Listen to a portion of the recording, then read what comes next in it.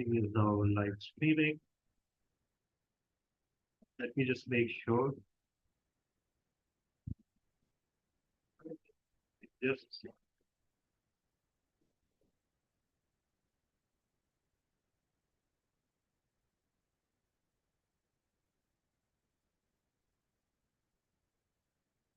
let me just make yes. Now it is live stream. All right. Okay. 1 minute to go, and then we'll start.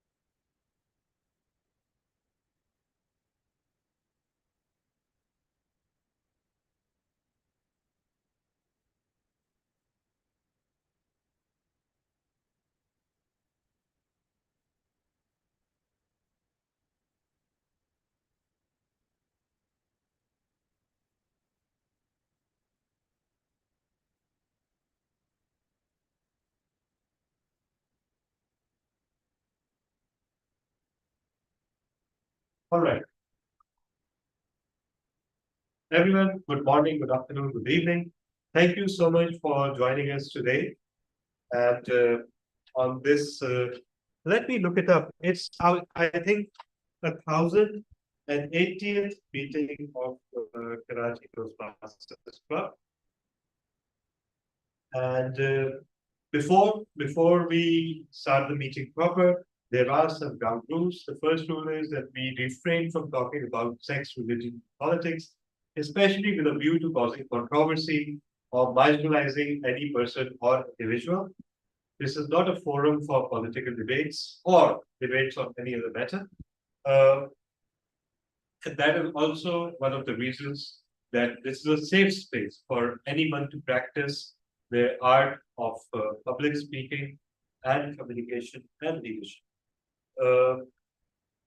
The second rule is that we keep ourselves silent unless it is our turn to speak, a rule which we are very fond of violating all the time, myself included. And the third is that we clap all the time for everything and everyone for good reason or for no reason at all, because clapping and appreciating each other and speakers and audience members and role players is part and parcel of our values of integrity, respect, service, and excellence. So without further ado, let's put our hands together for our president all the way from Texas, DTM Surprise. Thank you. DTM Surprise, can you remind me, which city you live in? Yeah. The actual name of the city is Mansfield, Mansfield, right, which is between Dallas and Fort right, Worth, near the Dallas-Fort Worth Airport. All right. And thank you, DTM Talha, and welcome, fellow Toastmasters and distinguished guests. I'm glad, DTM Talha, you said this is not the forum for politics, because the forum for politics is Toastmasters International Facebook group. That's where you complain about everything that Toastmasters has to offer: pathways, the contests, judging. Yeah. I'm so glad to be here, and I'm glad that you are with us. And I would like to invite our guests for their opening comments while they're here. I think, are there any guests at Beach Luxury? No, in fact, there is absolutely no one besides me right now. Fingers crossed, because if no one else comes, then I'll have to spend from today till next Wednesday in their kitchens. So you know where to find me after today. But we do have online guests. one guest online. Yeah, we have the Toastmaster Mushahid Ali. Would you like to say a few words before we begin the first segment of the meeting? Thank you so much, Mr. President. I'm really honored, and this is for the first time I'm attending a formal session of a meeting in a club other than the Centurion and the Century Paper Toastmasters Club. So today I am also a guest speaker, and I hope I will be able to deliver my speech as I want to deliver the speech on the title of Leadership and Iqbal. Because my pathway is dynamic leadership, and it's my level 3 project 1. Thank you, appreciate it, and glad to have you as a guest speaker. We also have with us Bushra Qurban. Ms. Bushra, would you please like to introduce yourself?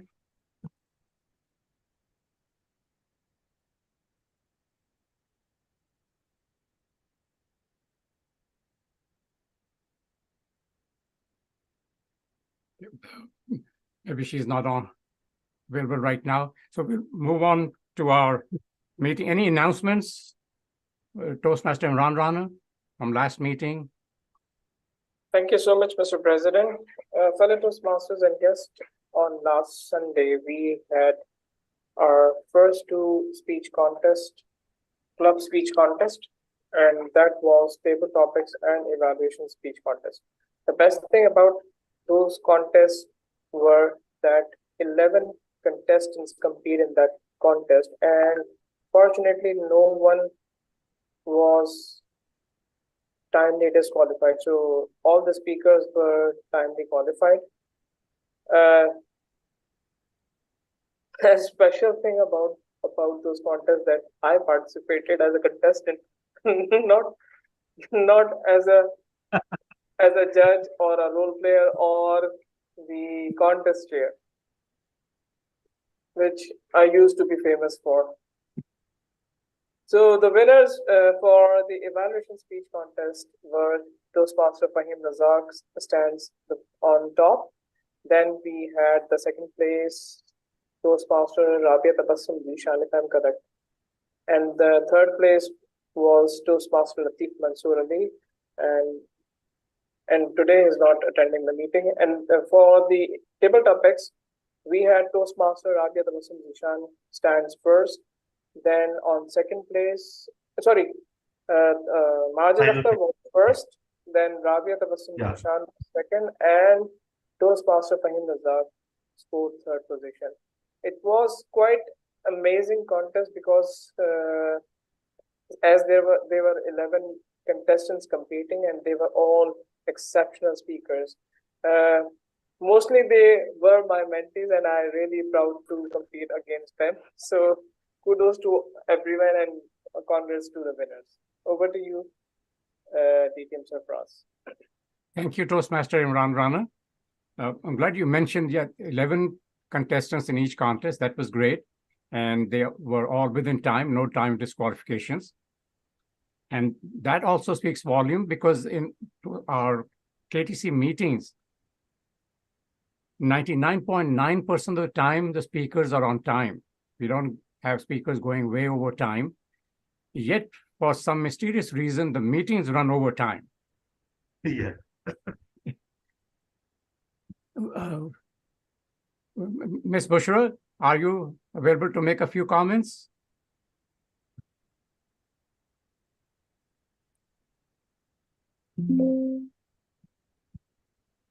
If not, at this time, I would like to introduce our Toastmaster for today's meeting. You have probably seen the flyer, and you may have also seen the agenda with his picture. Several comments have already been made at the KTC WhatsApp group, so I won't say anything about it. But that picture itself saved journalism, in the world of journalism, that would be one of the pictures selected for 2023 as one of the great photography accomplishment. Please help me welcome one of our officers and one of our very active member, Toastmaster Wase Ahmed.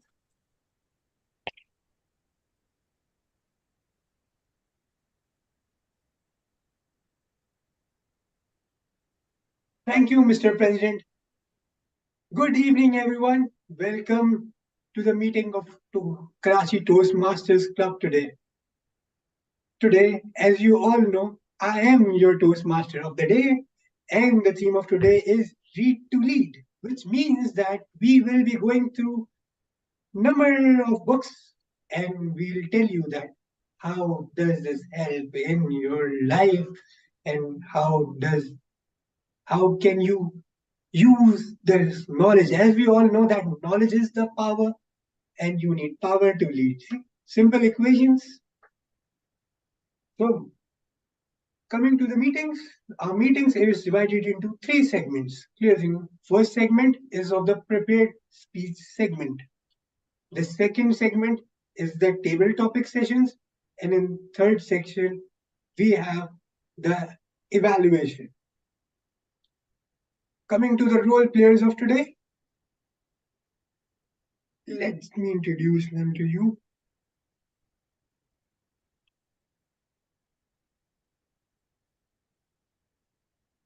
So, do we have Toastmaster Iqbal in the beach luxury yet? Though they have several role players are yet to arrive, they are on the way. So you just introduce the roles. Okay. And only the online role players are actually here, right? Okay. Okay. So grammarian will be played by Toastmaster Iqbal. Toastmaster Iqbal will be pointing out the mistakes of grammar that will be made in the speech, and also he will be telling about those phrases or the words which he thinks are unique or a good usage of language. Toastmaster Iqbal will also be the word master. Word master means he will be counting that who speaks the number of the word of the day, how many times during his speech or the time which he spends on the stage speaking. The word of the day, DTM Tala, it's not in the agenda. It is actually in the WhatsApp group of the club. It is Vanguard. If you look at the WhatsApp group, you will find it.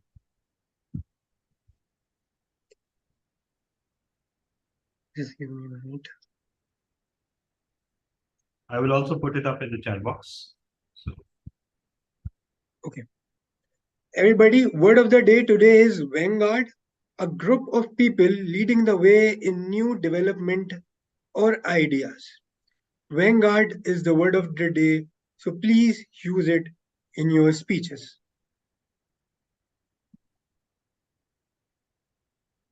Next, we have our timer, Toastmaster Rafat Mubin, who would be timing your speeches, whether it would be evaluation, table topics, or prepared speech. For prepared speech, usually, or what we say typically, the timing of the speech is from 5 to 7 minutes.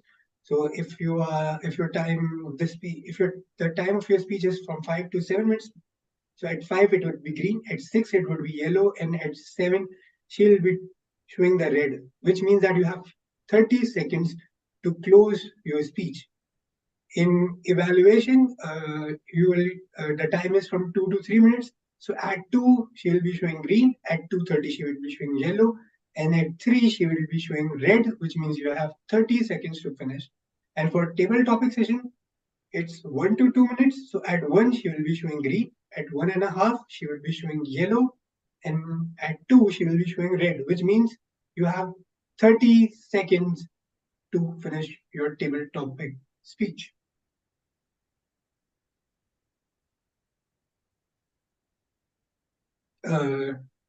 Do we have Mariam Aftab? No, she's not here yet. So just introduce her. Toastmaster. Okay, yeah. Toastmaster Mariam Aftab will be playing the role of the listener, which means she will be listening to all the speeches and all the evaluation with all her ears open, and then she'll be doing a test. She'll be taking a test and she'll be asking to you who spoke what. That's her role. Listener role will be played by Toastmaster Mariam Aftab. Soon she'll be joining us. Yes.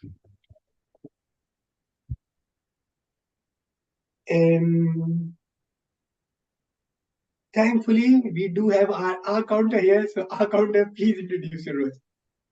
Yeah. Thank you, Toastmaster of the evening. Good evening, everybody.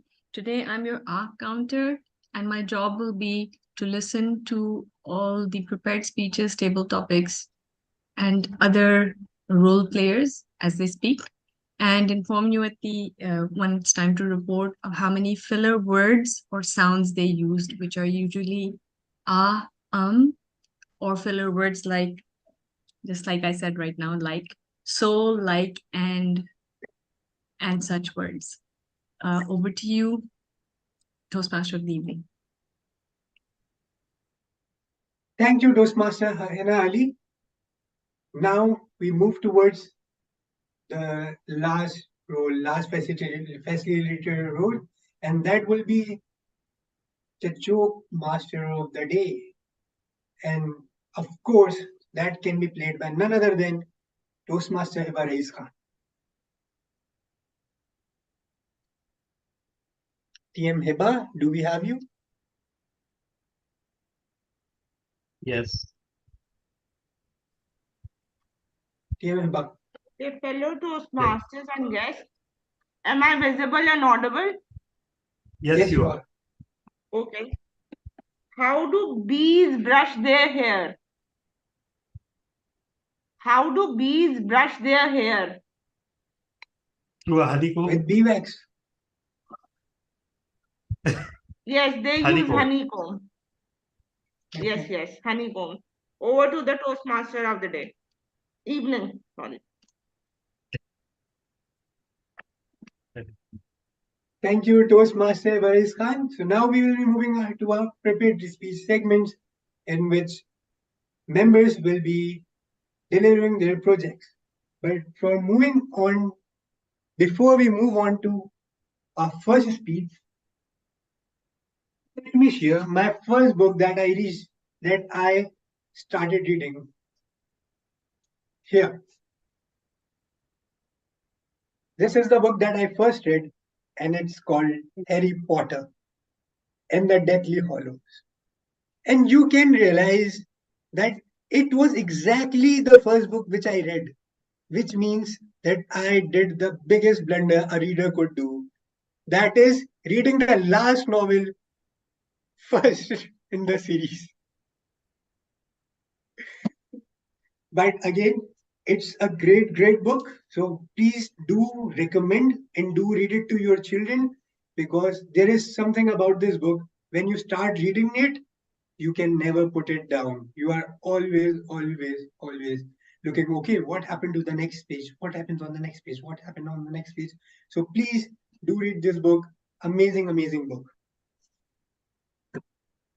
Let's move to our first speaker.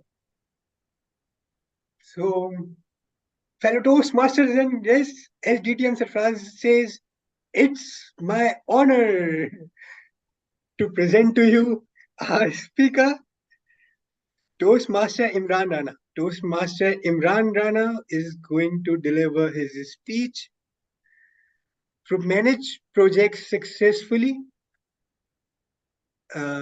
And just a minute. The purpose statement of his speech is, the purpose of this project is for the member to practice developing a plan, building a team, and fulfilling the plan with the help of his or her team. The purpose of the first speech is for the member to give a short overview of the plan for his or her project,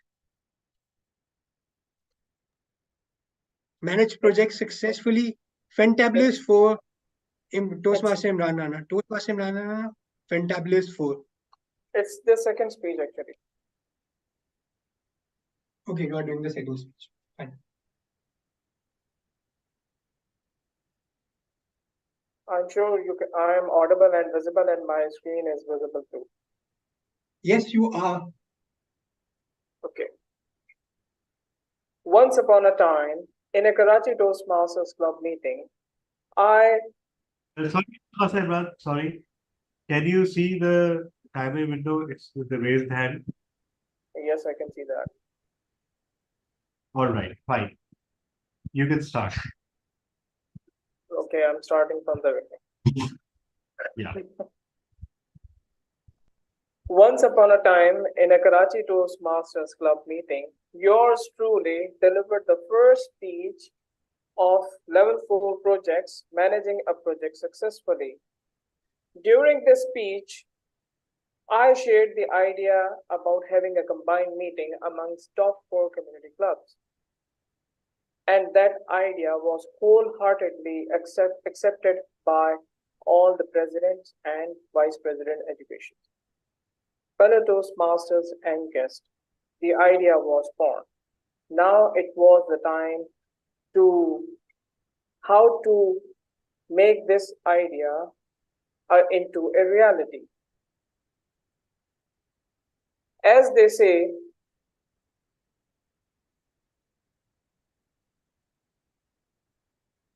if you fail to plan, then you are planning to fail. So the main important step is to come up with a successful plan, foolproof plan that can convert this idea into a final result, into a reality.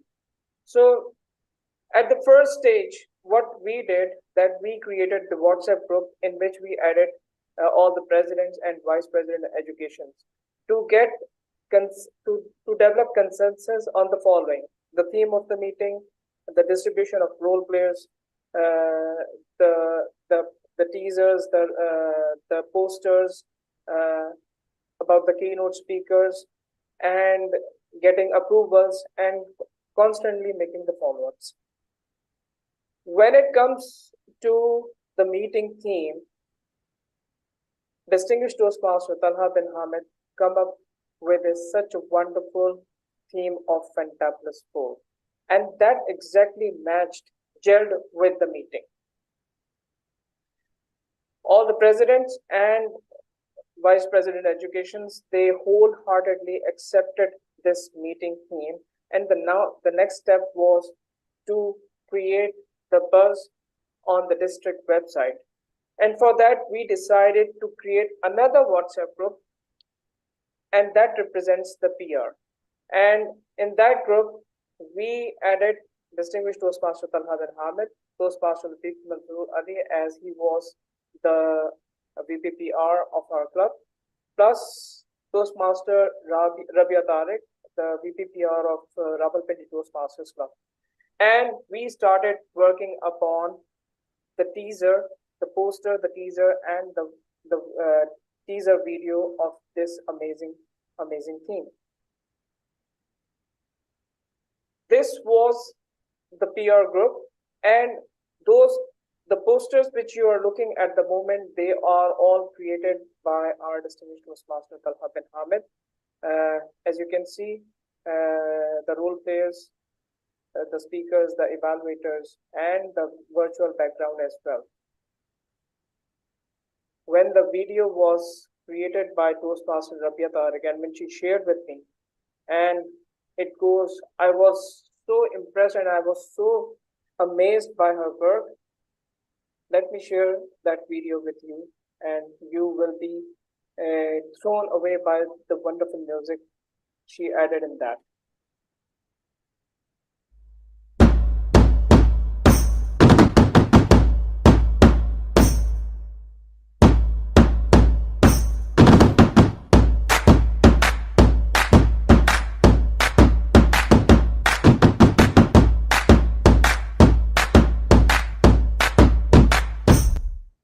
That was the teaser video.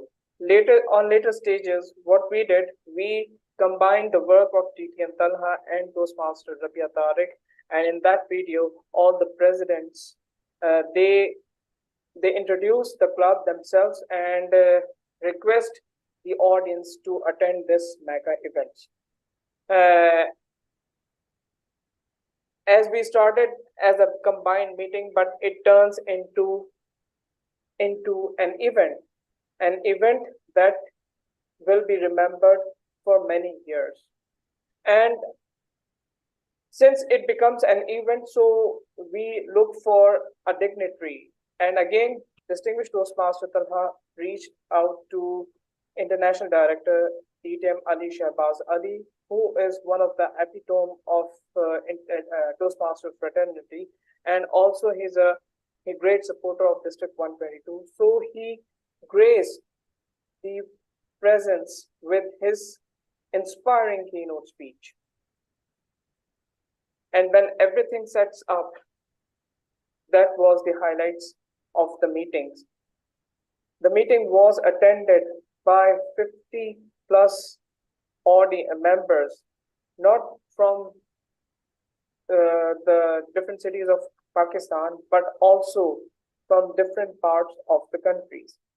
It was one of the successful event, I must say, KTC has organized, and that becomes the great source of all the clubs. Maybe I got the idea from a combined meeting, and I never thought that idea becomes so inspiring and so powerful that it becomes an inspiring source for rest of the meetings as well. So these were the highlights, and you can see we have members from Karachi Toastmasters Club as well. Toastmaster Rabia can easily be seen in this meeting. We can see Toastmaster Mariam Arif, and so many members of other district clubs. As always, we did not win any of the meeting roles, but we won the hearts, many hearts, because by arranging such a wonderful meeting, we definitely won the hearts of the members. So as you can see, there are members from Rawalpindi, Islamabad, and even from Lahore Toastmasters Club, but you don't see is any of the member from Karachi Toastmasters Club. So no need to worry about, no hard feelings.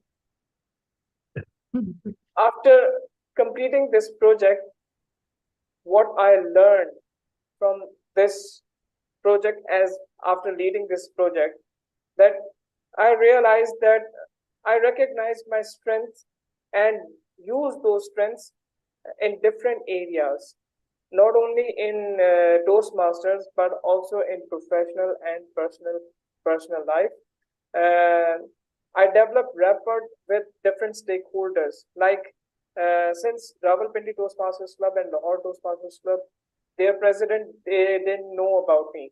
But when we interact with each other, then we build a strong bonding. I also learned that time management is very necessary and efficient, and how to use the resources in an efficient way. I also learned that you cannot do everything by yourself. It's better to delegate tasks to the team members.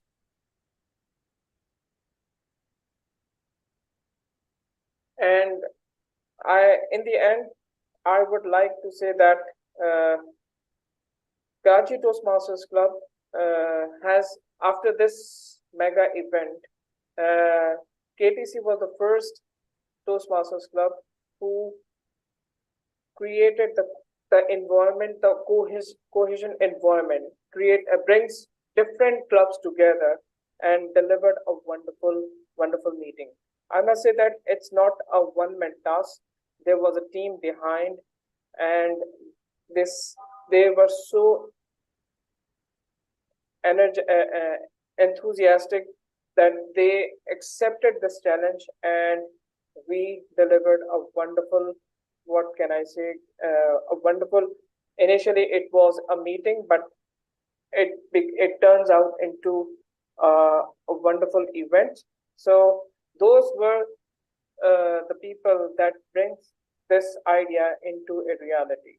And this meeting will be remembered for many years. So with that, I would like to hand over the charge back to the Toastmaster of the day. Over to you.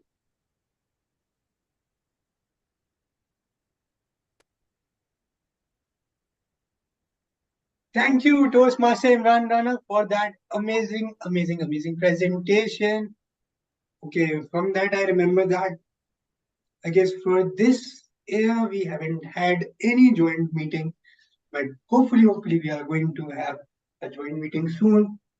That depends on the VP. Next, before we move to our next speech, we say that your fate is decided by the company you keep. And if you are reading good books, that means your company is the writer of those books. And what you can do to improve your company is read biographies. Let's say if you are interested in business, you can read the Shoe Dog of Phil Knight, which is the founder of Nike. Do you know how many times he got bankrupted during his journey? It might motivate you. Oh, next. If you want to get any inspiration from history, you can read about Sultan Salahuddin Ayyubi. This one is the good book because it talks about facts mainly. So you can go that. Qasim ke Abba can also work, but we don't talk about politics, but nobody can deny he's a successful person. And you can also learn what not to do by reading the books. If you want to. So, our second speaker today, do we have Toastmaster Ali Hassan Baba? Yes. TTM, is he here?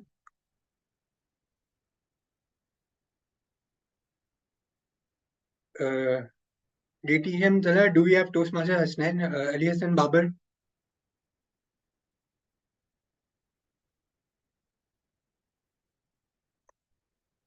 It seems like he's disconnected. We'll wait for a few minutes. We'll wait. He's disconnected.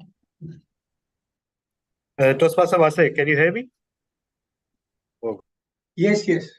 Okay. DTM Tala, do we have Toastmaster Ali Hassan Babar at Beach Luxury or online?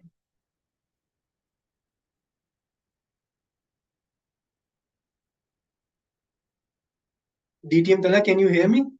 Yeah. Are you there, Toastmaster Vase? Yes, you are. Actually, the internet is acting up a little bit. Yeah. All right. Okay. So, with the permission of the president and the PMOD, I'd like to borrow a few seconds or maybe a minute or two while the projector and the second laptop is being set up. And we'll take this opportunity. Sure. So do I have your permission, Mr. TMOD? Yeah. So we'll invite someone very special to the stage to share their feelings. We have a very special person with us today. Am I audible? Yes, you are.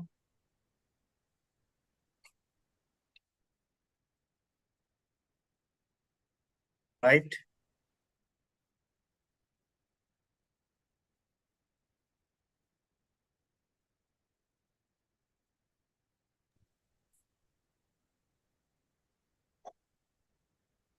Instead of saying, yes, you are, we can say, yes, you were.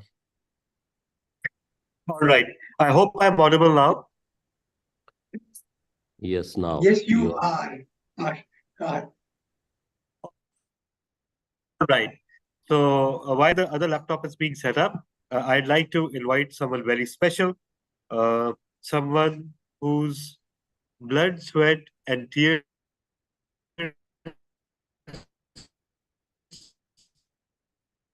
are in the foundation of this. He is one of our alumni. He has been our division director, our finance manager, and he has been twice the president of CA Toastmasters Club Karachi. Please let me invite DTM Rashid Dastagir to the stage to share a few thoughts and feelings after his long overdue visit to Karachi Toastmasters Club. Please come to the stage. And you can speak for as long as DTM's heart takes to set up the laptop. Yeah, nice. Just a second, sorry. Let me, why is this camera not? Just a second.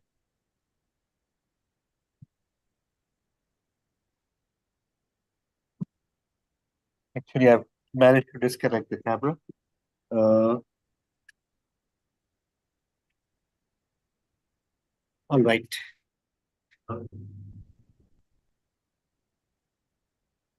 Yes, now DTM. Yes. Thank you for the power break. Toastmaster guest, my friend, and special thanks to distinguished Toastmaster Talha for such a generous introduction. वो इसमें वो सफार भी आ जाती है जो शायद हम खुद भी महसूस नहीं की होती. We never thought about those qualities which friend like Talha actually included in the introduction. My journey Toastmasters started from Karachi Toastmasters Club way back in 2014, when rather December 2013, when somehow I happened to be in the meeting of Karachi Toastmasters Club, and first time I knew about you wonderful monster, I mean Toastmasters. And it was like love at first sight. And I never saw such a collection of a bouquet of wonderful and beautiful people who actually gathered to create an enabling environment where a person like me, an introvert person like me, mostly confined to the, usually at office confined to the cabin, just having a love affair with the laptop, and rare interaction with the colleague around me, a quiet person. But those beautiful persons, the members of Karachi Toastmasters Club at that time, I like to name the distinguished Toastmaster late Dr. Salim, distinguished Toastmaster Samir Hamid, Toastmaster Maria Paula, Toastmaster Hakan Ibo, Toastmaster, distinguished Toastmaster Neeb, the collection of these beautiful people who really inspired me and many people like me. And they gave us the confidence that, yes, you can do. You can speak. I remember when I was invited first time for a table topic. And by the way, that was on tea. It was winter and on tea. So though I really loved the tea, and I can't imagine a day without tea, but at that time I was only able to speak for just 30 seconds. Even couldn't qualify for a minimum time of 1 minute. But that 30 seconds actually made my life. After that, I fell in love with that place, fell in love with that people, and I joined Karachi Toastmasters after attending a couple of meetings. So I took 6 to 7 months for my first icebreaker speech. But in this period, distinguished Toastmaster Salim and my mentor, Toastmaster Radha, continuously chasing me for please deliver your icebreaker, deliver your icebreaker, deliver your icebreaker. And finally, one day, I delivered my icebreaker. Not my icebreaker, but my story. The things I want to share with the people who can actually listen to those things. Pretty ordinary things, but these people actually make them special. And at that time, there was a traditional curriculum called manual. There are many manual, but the first manual was the competent communication manual, and there were 10 speeches. After my icebreaker, I moved very fast. Just took 4 more years to complete my 10 speeches. But every speech has given me confidence and a new experience. And then the evaluation. Evaluation at that time, the traditional evaluation, and the evaluator like Toastmaster Rajam Frisbee, Dr. Distinguished Toastmaster Samir and Anif, a blend of evaluation. At times, they were very polite. At times, they are tough and even asked me and people like me to repeat their project to make them more perfect. So, after icebreaker, there was a second speech on the assertiveness, then the third speech on smile, then the fourth speech on parenthood, then the fifth speech on the recipe of a successful marriage. Then the sixth speech on boss is always right, seventh speech on the gypsy, our famous writer Musansar and Taran, eighth speech on ninth speech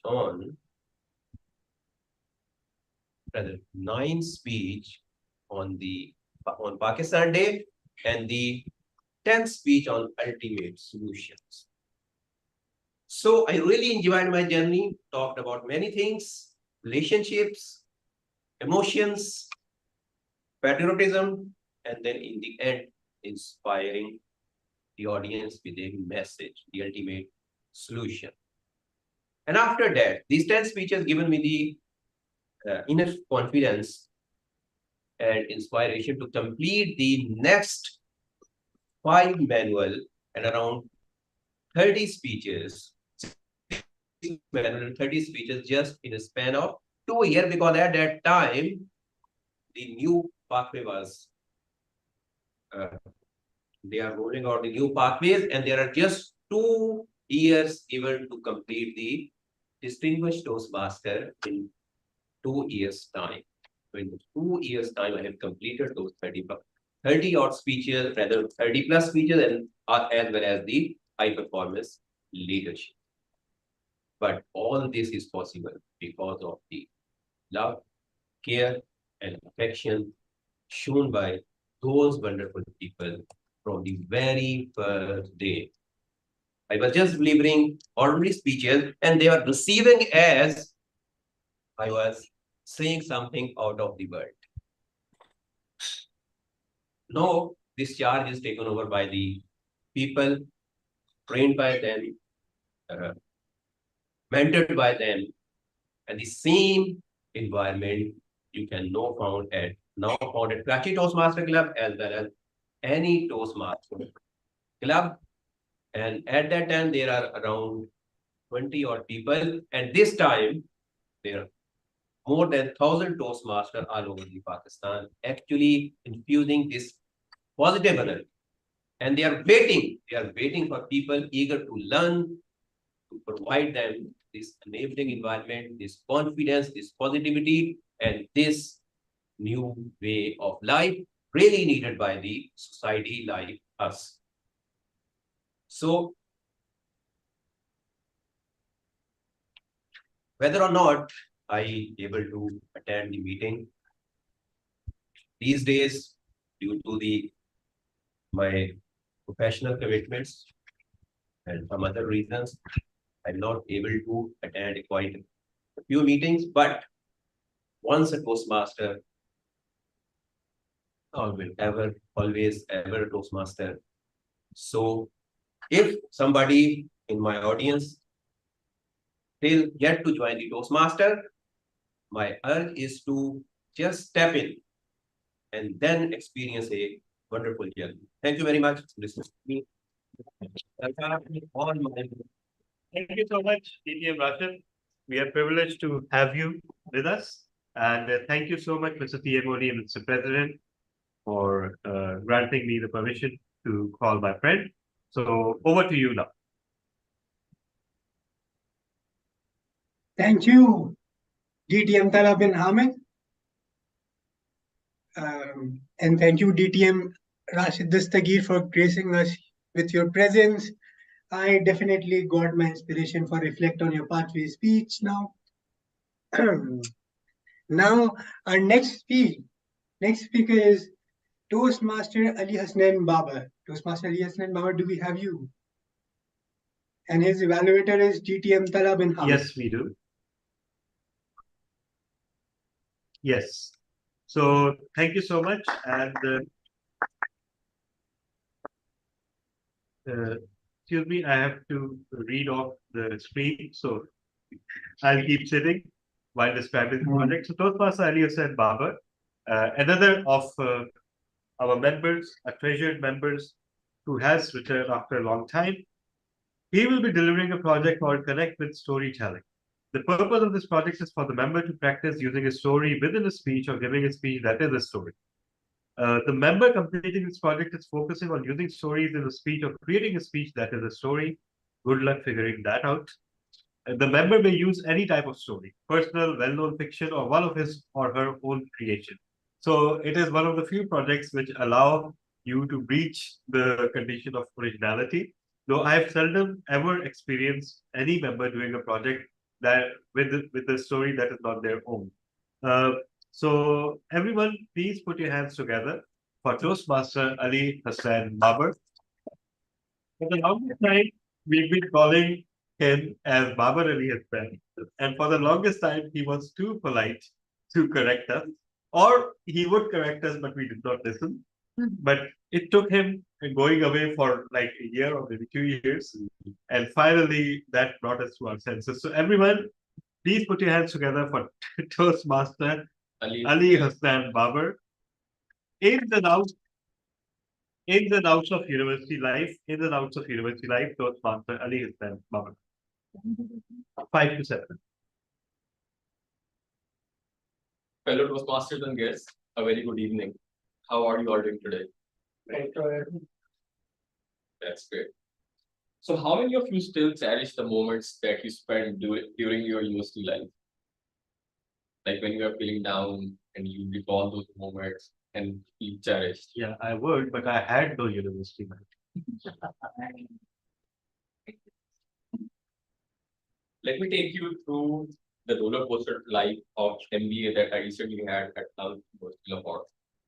Though I could not really give it the due time it requires, but still I tried to come up with speech in the nick of the moment. And let me take you through how it started and how it ended in the span of 2 years. The most exciting moment is when you see the offer letter, you have been offered the admission, and then you start doing the preparations, and then you land into the auditorium, a very big auditorium, more than 500 seats, all the faculty members right on the big stage, and then there you are, kind of shivering in your seat. It's less of excitement and more of the fear. Would I be able to fit in? Would I be able to handle the workload? What the future holds for me? These are the questions that the journey starts with. The first year of MBA, I would say it's more about learning new skills, meeting new people. Just like as there's full-time government organizations, even in MBA, you have people from diverse backgrounds. It's preferred to have people from very less privileged kind of class to the very elite class. And this is the mix that you experience within the classroom. You get to know new people, you get to meet new people, you get to know how people work, how people from different walks of life behave, and how you have become the part of their circle. The most interesting part is you get to know what is your own communication style. Previously, you have been communicating with generally only people with like you, the people who have like-minded, the people who are like-minded. But then all of a sudden, everything changes. You come across people who are very different in terms of socioeconomic class, in terms of ethnicity, in terms of taste, in terms of hanging out, in terms of activities. Everything you see, they are different. And you are alone in the hostel. You have to make decisions. You have to learn how to live on your own. You have to learn where to say yes and where to say no. I think this is wonderful part that you learn to refine your own communication style, what works for you, how you deal with people, how you deal with situations. Secondly, I would say how you handle the stress. One, I would say the most prime key feature, what makes the MBA alum stand out in the market is the tough time that they give to their students. In the very first semester, working for straight 18 hours, 20 hours is pretty much normal. They really don't care you are able to make it up or not. They really don't care whether you are normal or not feeling good. Everything is marked. In every class, there is class. In every session, there is class participation. There are presentations, there are surprise quizzes, there are surprise assignments, there are surprise presentations, and then there are surprise group talks, roundtable conferences kind of thing. You have to come up with stuff that adds value to the class. If you are unable to do that, it means you are left behind the curve. And since the marking is relative, if you don't participate naturally by the nature of the system, you are left behind. That is where the real learning comes from. Even before come with questions like, is the practical life really that hard? Is it that everyone out there is our enemy? The management, the professors, they would come up with the answers like, we know it's not that tough, but this is what will make you stand out in the market. This is what will make you stand out at your work. And I think at that moment, I could not really understand that, but in the hindsight, it makes sense. And I think in the market, especially in the corporate industry, this has been making sense for over 2-3 decades. When it comes to second year, it's more about you have become comfortable with the system, the quizzes, assignments, everything that is created. You know how to prepare for it. You know how to take care of extra things as well. Now, this is the time that you plan to travel with your friends. You plan to hang out with your friends. You plan to have shisha sessions, chai sessions, late night hangouts, movie sessions, popcorn sessions, everything that you can cherish. You start to go out. You start to enjoy that with your friends. When it comes to lumps, there are no boundaries to what kind of entertainment you can go for. This is why I said in the beginning, there are times you have to say yes, there are times you have to say no. You define your own boundaries. You learn to say no when it's beyond your bound. I think in second year, it is where I actually cherish the most out of it. I made the most out of this MBA experience. I made new contacts. I made my own clan. I decided as a clan, you could clearly see who is the member of the clan and who is the vanguard of the clan. You could easily see who will be providing the guidance, who will be the mentor, and who will be the mentee. And those circles that are made in the second year are, I think, the ones that will stay for the life to come. One important role I think I would like to highlight here is the role of professors that starts as teachers and then end up as mentors. In some cases, it becomes a lifelong relationship, and it's kind of same that experience here at Toastmasters. I remember how I started here and the significant role it has played in my admission at LUM and my success at LUM. It is the same that we have here at KTC, the same way it's followed at LUM as well. The instructor that you become his mentee, he plays the role of mentor, and it's not restricted to the area of education only, because you have to face a lot of pressures, educational, non-educational, social, environmental, other kind of things that you have to experience. But then it's your professors that keep you going at tough times. You know what's the worst part, the toughest part of MBA program? When you realize it's the graduation day. Yeah, and you realize the hardships of the practical life are about to hit you again. The Alice in Wonderland phase is about to hit. Once you realize that, I think that's the toughest part. And actually, it's not the end of the degree. I would rather say it's the foundation of growth, learning, and socializing for the rest of the life. And you cherish those moments, not just because you were part of that educational program, but actually that the refinement in personality you got that will stick with you for the lifetime to come. I think that's all from my side. Thank you.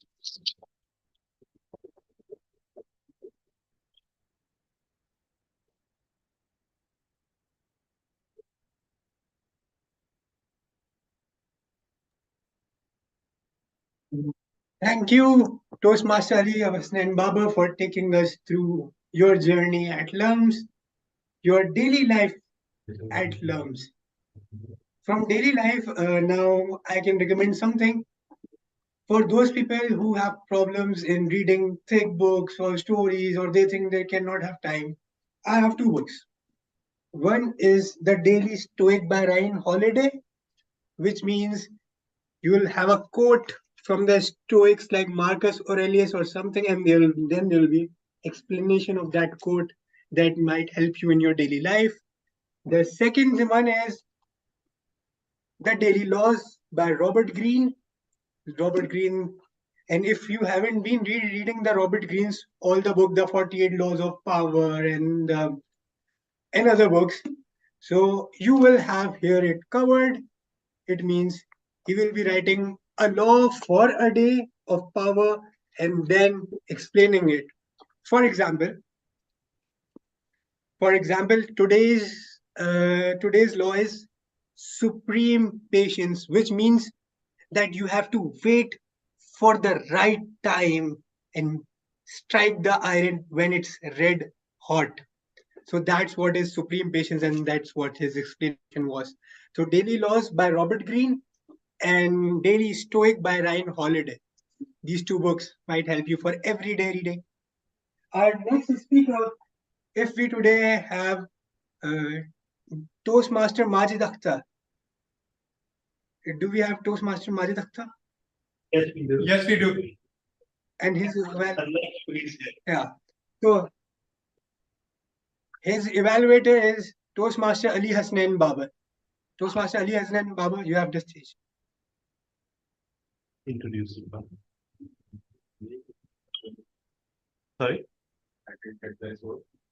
Okay.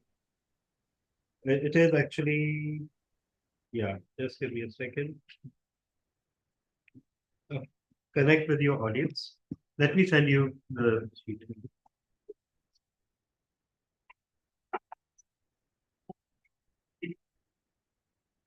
Just a second.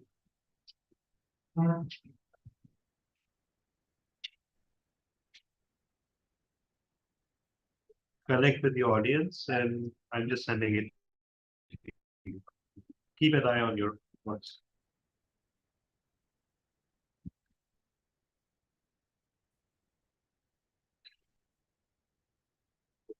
Okay, I've sent.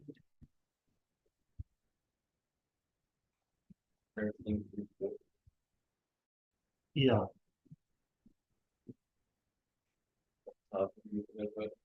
It's taken ages. Yeah. Computer is fine, it's the internet. Okay, while it arrives in your WhatsApp, you can read it off here. Yeah. Off my screen. Yeah.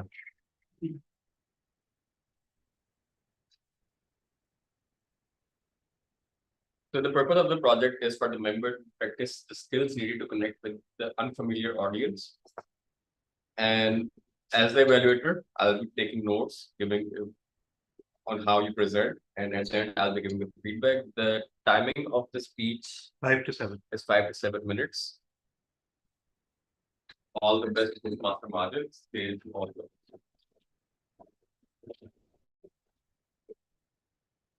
All right, so as per the given task, I had either to give this presentation to a club which was unknown to me, or if I'm delivering the speech to a club where people are known to me, then I shall be picking a topic which is little unknown. So based on that requirement, the topic of my speech is something to do with proscribed people. The proscribed people and proscribed entities, they are, who are they and why are they even in the picture? So dealing with the proscribed people, dealing with the proscribed entities is something which we, in the normal of life, we do not know. People in the sitting in the financial institutions, they are actually dealing with it. So, like when you talk about the times, so when the demarcation is to be done for the history, we say before Christ and after Christ. Likewise, so when it comes to the financial institutions and when it comes to financial crimes, likewise, when it comes to anything to do with financial frauds, there is a demarcation, and that demarcation is before 9/11 and after 9/11. So before 9/11, the world was not that complicated. People were not that worried who the complicated proscribed people are, who the complicated proscribed entities are. But after 9/11, things got changed. So after 9/11, we got to know that there are certain type of people we need to be careful about. When we are sitting in the financial institutions, there came a requirement, very strict requirement, that there's certain individuals and certain entities, these are never to be entertained. So likewise, in compliance with international requirements, Pakistan government also came up with regulations. So there was an act, Anti-Terrorism Act, which came into existence. And based on that ATA, Anti-Terrorism Act, there were certain schedules which were issued, there were certain lists which were issued. And people who were included in those lists were called proscribed individuals and proscribed entities. So these were those people, in fact, in the normal course of life who have, they in fact had committed certain acts, certain transactions, certain transfer of funds, certain funding, which were done to the people who were involved in act of terrorism. So because of that, and because of that post 9/11 factor, this thing got changed. Like I said, another demarcation came into existence, which came out to be the post 9/11 era, and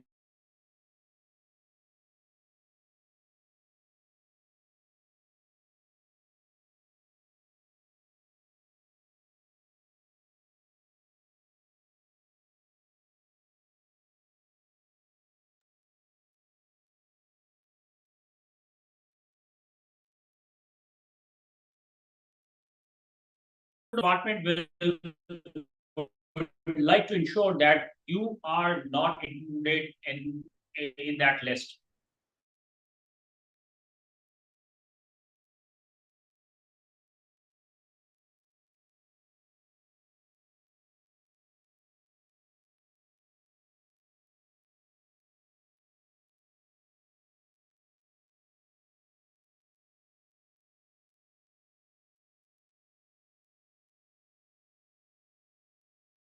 Master Base, has Karachi Toastmasters link been disconnected? Yes, I think we have lost the connection with the. Now we are connected again. Yeah, actually, we got disconnected.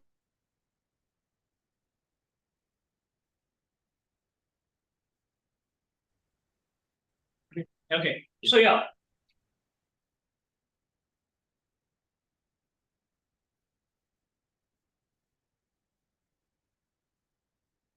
Yes, the internet problem carries on and going.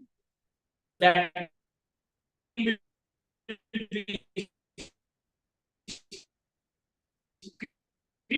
regard to not stop here. So many times there are people who will create illusions.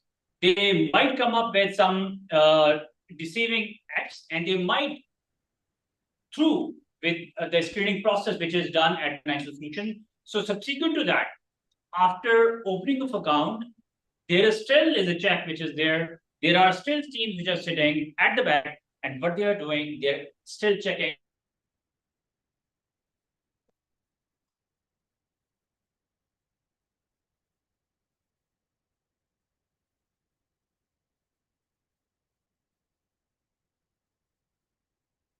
With your economic profile. Because once you enter into a financial institution and you tell to the financial institution that your per month income, for instance, is like for instance, 5 lakh rupee. But what happens is that in the following months, instead of 5 lakh rupee, the money which starts getting deposited into the account is in excess to be 5 lakh rupee. So now there is that red alert for the people who are sitting and doing this screening. The time of account opening, in fact, told that the source of income he in fact he has, earning potential he has is of 5 lakh rupee, but the money which is coming to the account is in excess of 5 lakh rupee. That is crossing 2 million, that is crossing 5 million, that is crossing 100 million. So if these are transactions, then if you satisfy to those inquiries, then everything is okay. But if the customer tries to skip, the person does not answer to the inquiries which are made properly, and the answers are not satisfying, then there is a process which is again followed. So the process which then is followed is of filing of suspicious transaction report, which is again in line, in compliance. These proscribed individuals and entities, these are those individuals and these are those entities which are never to be entertained by the financial institutions. And we also, as a normal individual, need to be careful, because many times we are doing charity. So we need to be careful. Many times we are just doing nothing. We are earning money from the right sources. But if we send or transfer money to the charity organizations which are taboo, then we might end up getting caught for an investigation, because the money we would have transferred to an NGO, which was apparently which was a clean NGO, but at the back end, that NGO might be facilitating the terrorists. Therefore, it is very pertinent, it is very important that before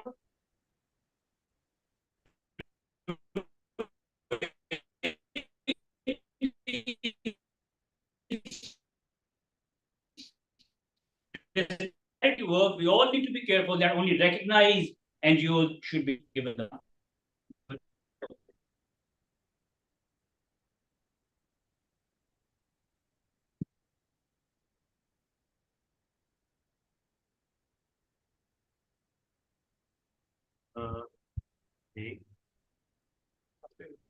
Okay. Is it Vasu? Yes. Yes. Yeah, Now right. we can hear you. Yes. Okay. Then internet at Bishlagi is having some problem. Its bandwidth is low, so we are having some certain problems. Apologies for that, everyone. Now, before we move to our next speech, I have another book for you for emotional intelligence, one of the most important skill for you to succeed in this life, emotional intelligence, because this is the unique thing which am I audible? Yes. Am I audible to everyone? Yes, now you are. Yeah. Great. So another book that I want to recommend you is about emotional intelligence. And the book that I am going to recommend you is With the Heart in Mind. With the Heart in Mind by Mikhail Ahmed Smith is a book on emotional intelligence. It is based upon the emotional intelligence of Holy Prophet, peace be upon him.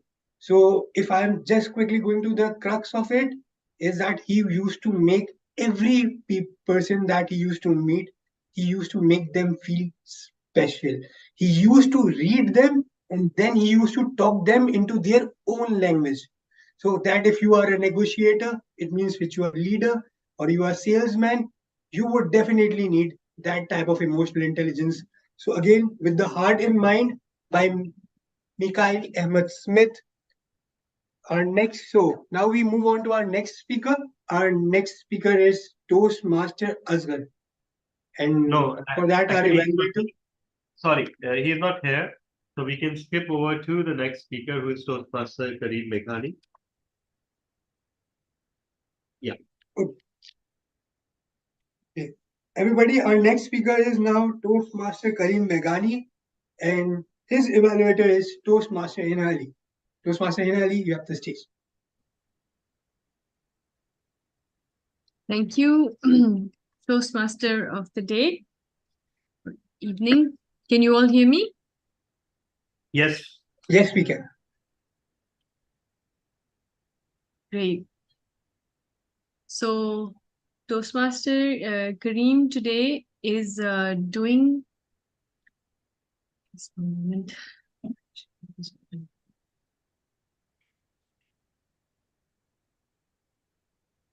He's delivering a speech.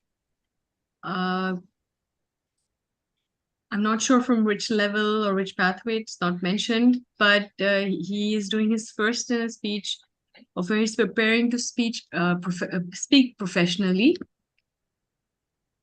The purpose of the speech is for the member to practice developing and presenting a longer presentation. In this speech, he will need to deliver an engaging keynote style speech. The speech may be humorous, informal, informational, or any style the member chooses. The member should demonstrate excellent presentation skills and deliver compelling content. The speech is not a report on the content of the Prepare to Speak Professionally project. Please note timer. The time is 18 to 22 minutes. At 18 minutes, I believe you should show the green, at 20, the yellow, and at 22, the red light. All the best, Toastmaster Kareem Meghani. His speech title is Who Moved My Cheese? Who Moved My Cheese? Kareem Meghani. Thank you very much, TM Hinali. First thing, I just want to say that, thank you for this wonderful theme, TM Vase. I think you suggested this theme for the books. And I was thinking about my level 5. This is my level 5 of effective coaching. And so that's the effective coaching is the pathway, and level 5. And this is my elective, how to speak professionally. So you gave me a reason to go through another book in my life, which I read it several years ago. And today I made this presentation based on this particular book. And that is Who Moved My Cheese? I don't know how many of you read this book. This is a bestseller. So let's remind you all about this particular book and what we can learn from this. So if you gave me the co-host right, so I can share my screen. Yes, yeah, you can share your screen.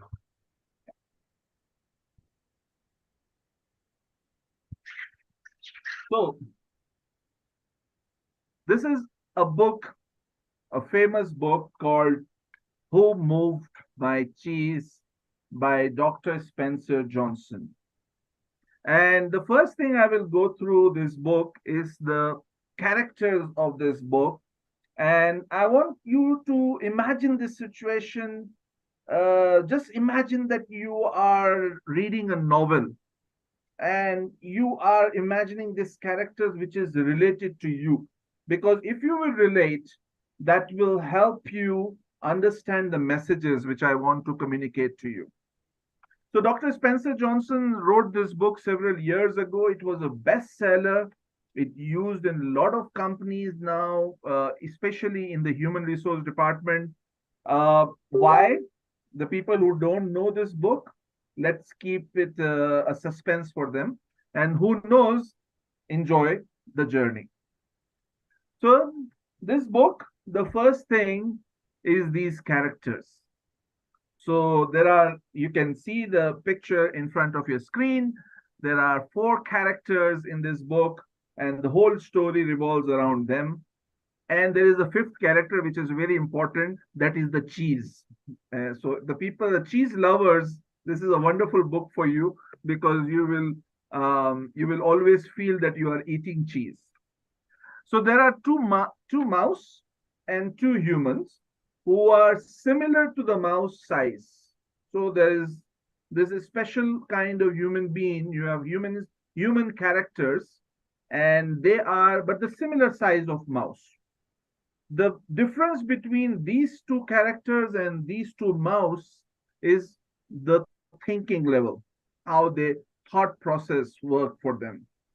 So the mouse, obviously, he doesn't have an advanced brain. He works in a different framework. But there are humans who work in a different framework. They always think, reflect, analyze. So we have a character called Sniff. That's a mouse.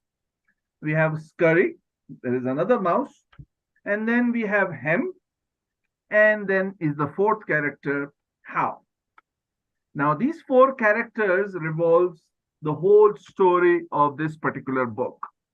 So the story, let me read it, or just to make the imagination to you how it started.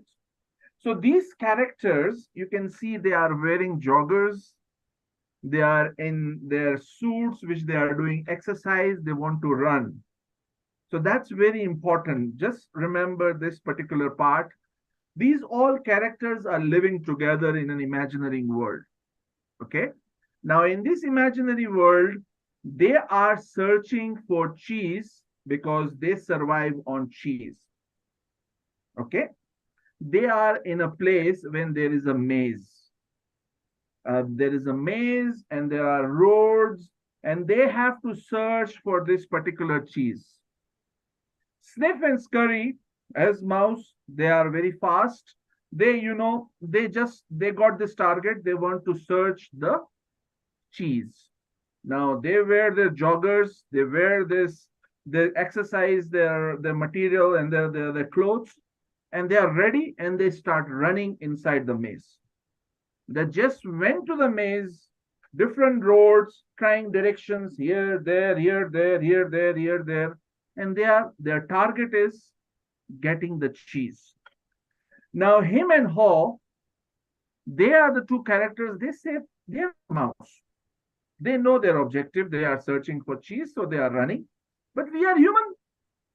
We know how to analyze it. Let's plan it, how to achieve this cheese, where I will go, and we will go slowly, and we will take the indicators.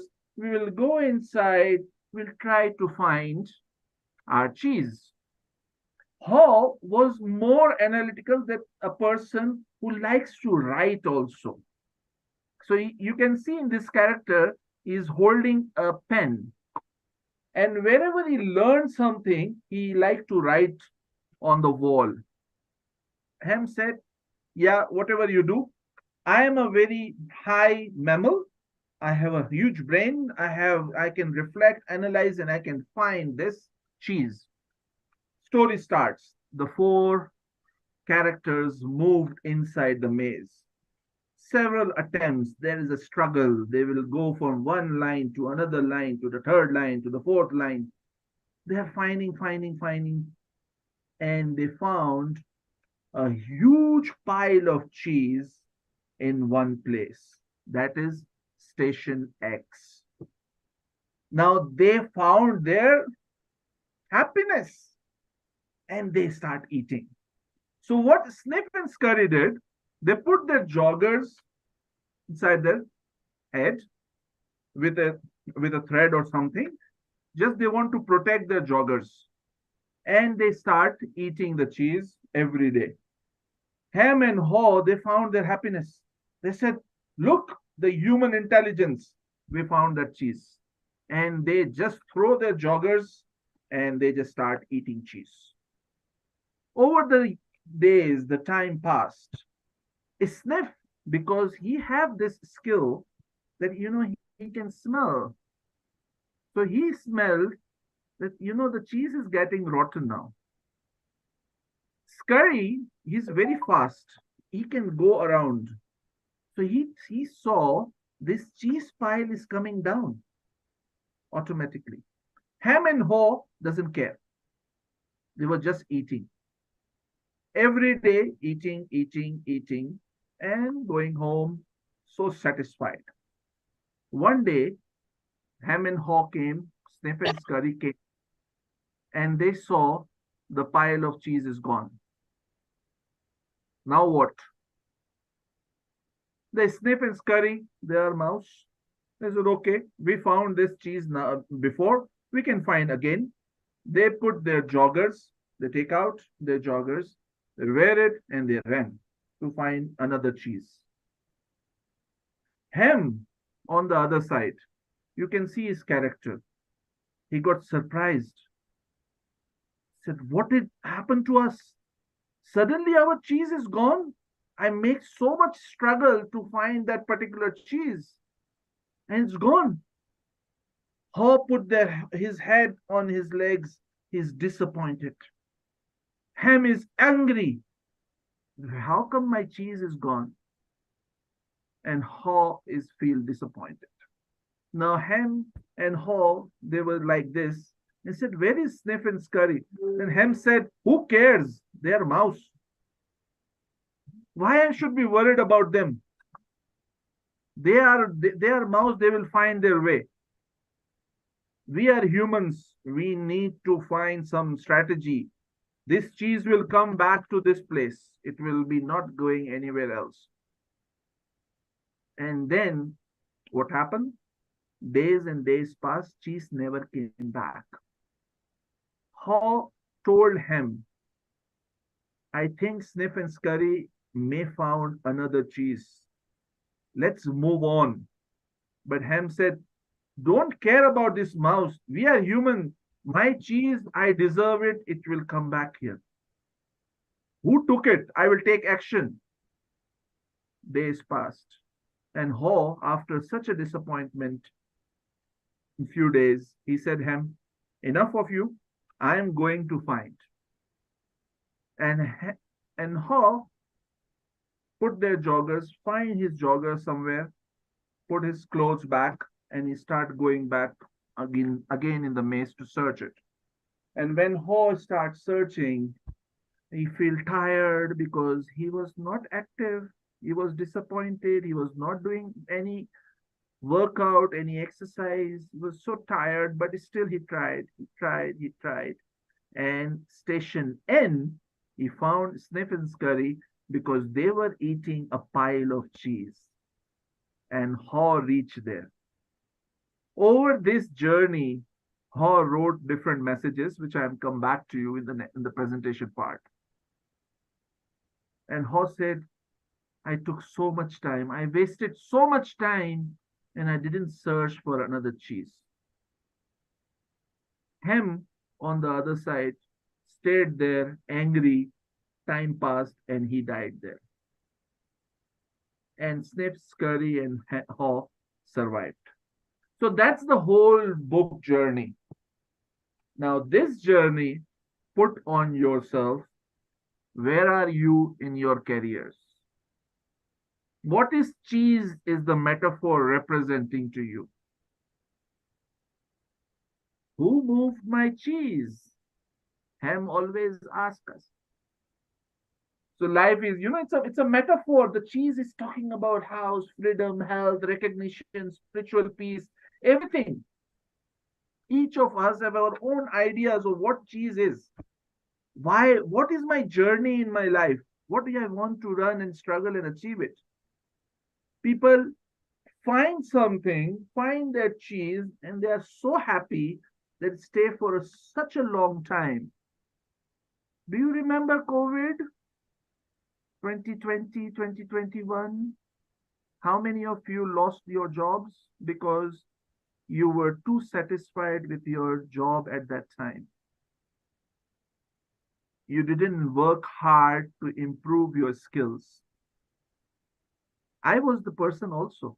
Why I'm blaming anyone?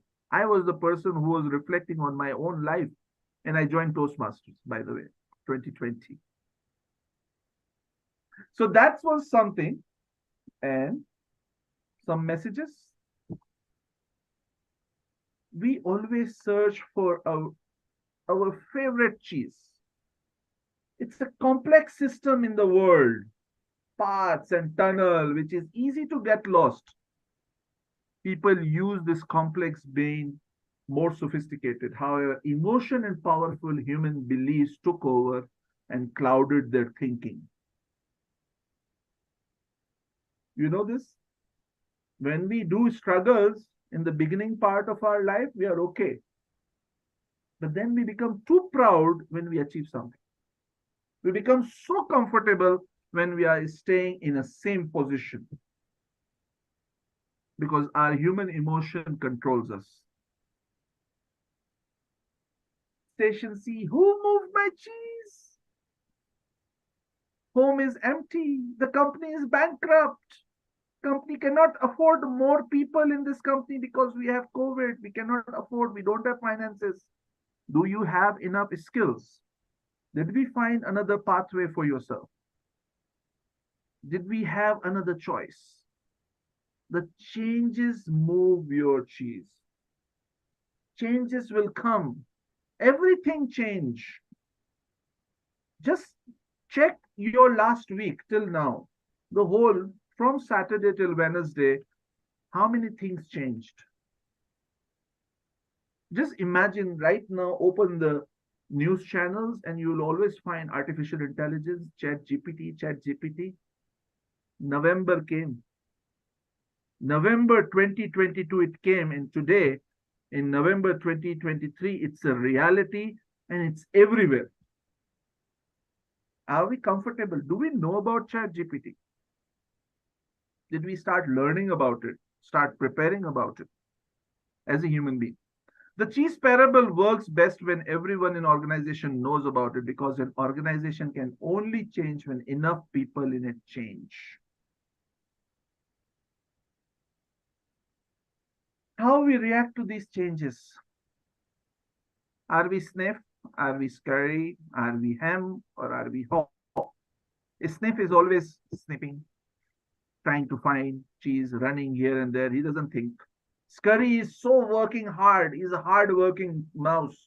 He's finding his way.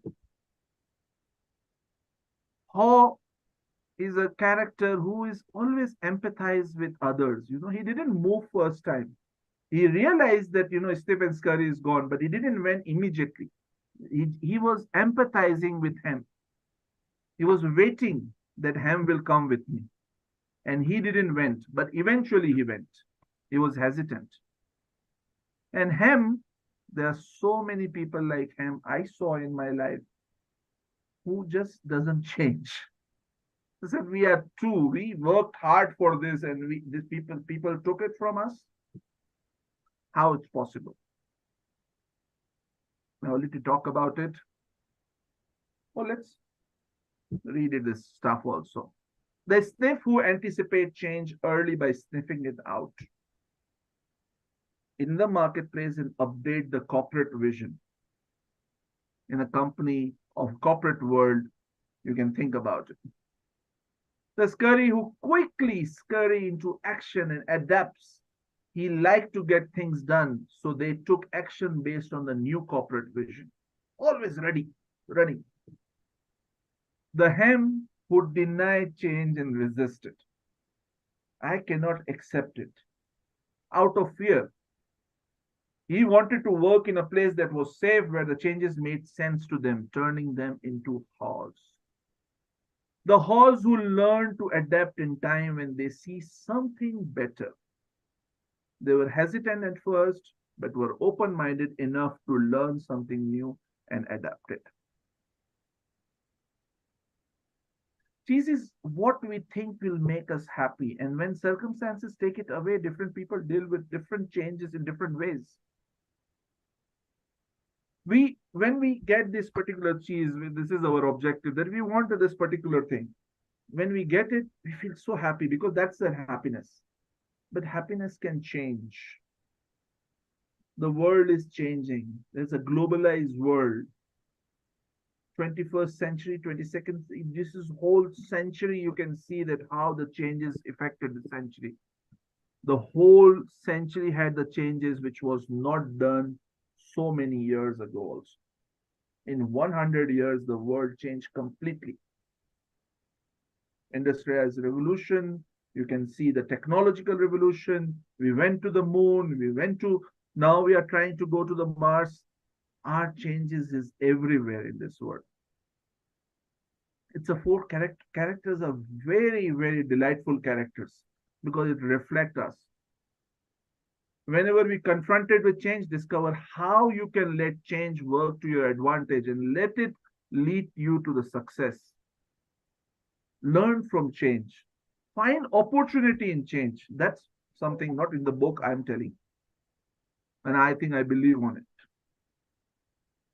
Whatever path you choose, we all share the common need for find our way in the maze to life and succeed in changing times. Four characters live in a maze, look for cheese to nourish them, to make them happy. The maze is where you spend time looking for what you want. You are in that maze. Find our way. Find the success. What kind of success you are looking for in your life?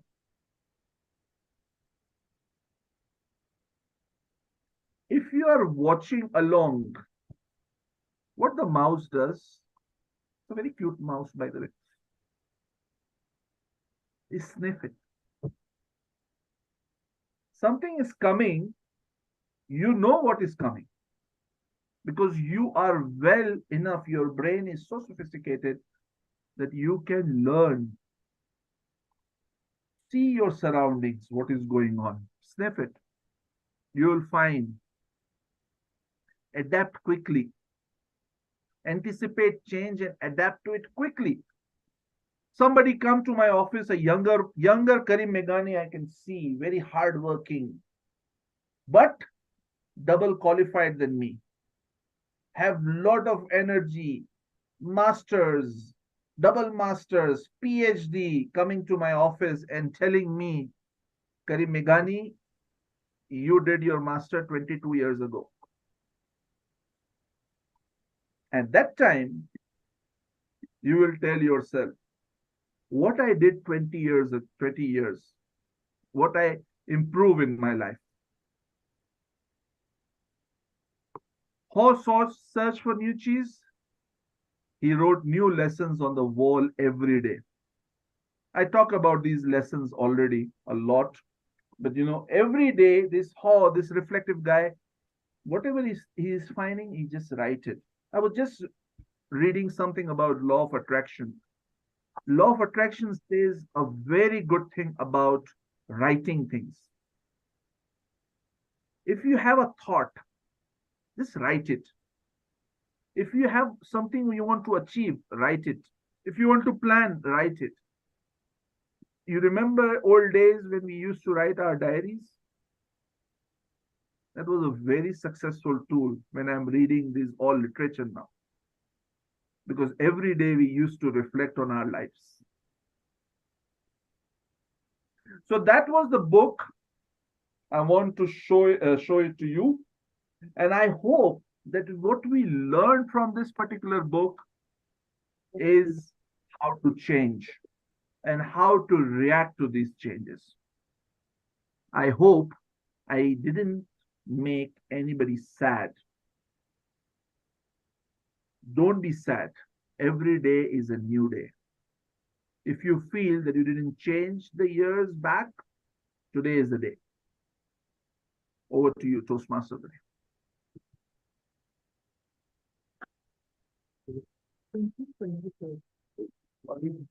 Thank you for that free life coaching session, Toastmaster Karim Meghani. I am definitely going to go over that again. Okay, so now for the current book that I am reading right now is called Beyond Order by Jordan Peterson. You might have seen Jordan Peterson in a lot of debates recently. So his book Beyond Order, its third law states. Someone is saying something. Okay, its third law states that don't hide things in the fog. And one aspect of looking at it is that when we are in a relationships that are close one, which can be with best friends or with your life partners, one thing that would we shouldn't do is don't curb our emotions which we are not comfortable with. We should always have clear boundaries. We should not hide things under the rug which we are uncomfortable with. We should not compromise with the things that we are uncomfortable with. Because what happens is that you might, out of fear of losing the person, or in terms of getting angry or something, in terms of that it will make other person disappointed, what we'll do is that we stop expressing ourselves and we curb it inside our heart. We don't tell the other person that we are uncomfortable with it. What happens is that it compounds over the time and eventually it gets burst. And even if you don't burst it on another person, what will happen is you will get unwell over the time, and it is going to severely affect your health. And other thing with this law is, or with this idea is, that when we avoid accountability, or we, okay, okay, okay, then when we avoid accountability or something, when we really don't address the real problem and we just make a distraction, what happens is that it causes resentment and again it bursts out in the future. So that is something that we shouldn't know. The next speaker we have is our guest speaker, Toastmaster Mushahid, and his evaluator is Toastmaster Fizz. Where is Toastmaster Fizz? Outside. Can you please call her? Yeah. Can you see the timer window? Toastmaster Mushahid? It's the Karachi Toastmasters Club window with the raised hand. Okay. Can you see it? No, I can't see it. Okay, I can spotlight it that too. Now, can you see it?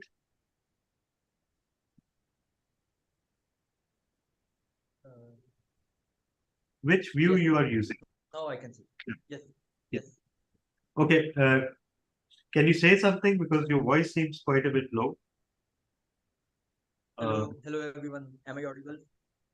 Yes, you are audible, but Yes, you are. the voice is quite. Yeah. Okay, you are audible. Just wait for a few seconds before. Yeah. Your voice is low, so try to speak a little louder. Yeah. Okay, sir. Okay. Say something louder. Okay, sir. Can you hear me now? Yes, it's Reasonably, yes. slightly better. So,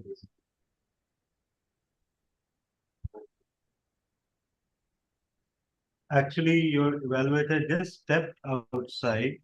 So let's wait for a minute, and if he's not back, then we move on to the next project and invite you back after the next project. Or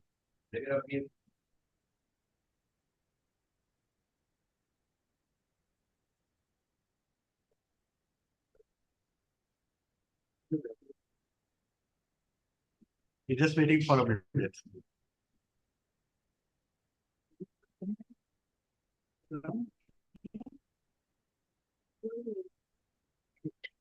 Okay, what we can do is we can switch your evaluator.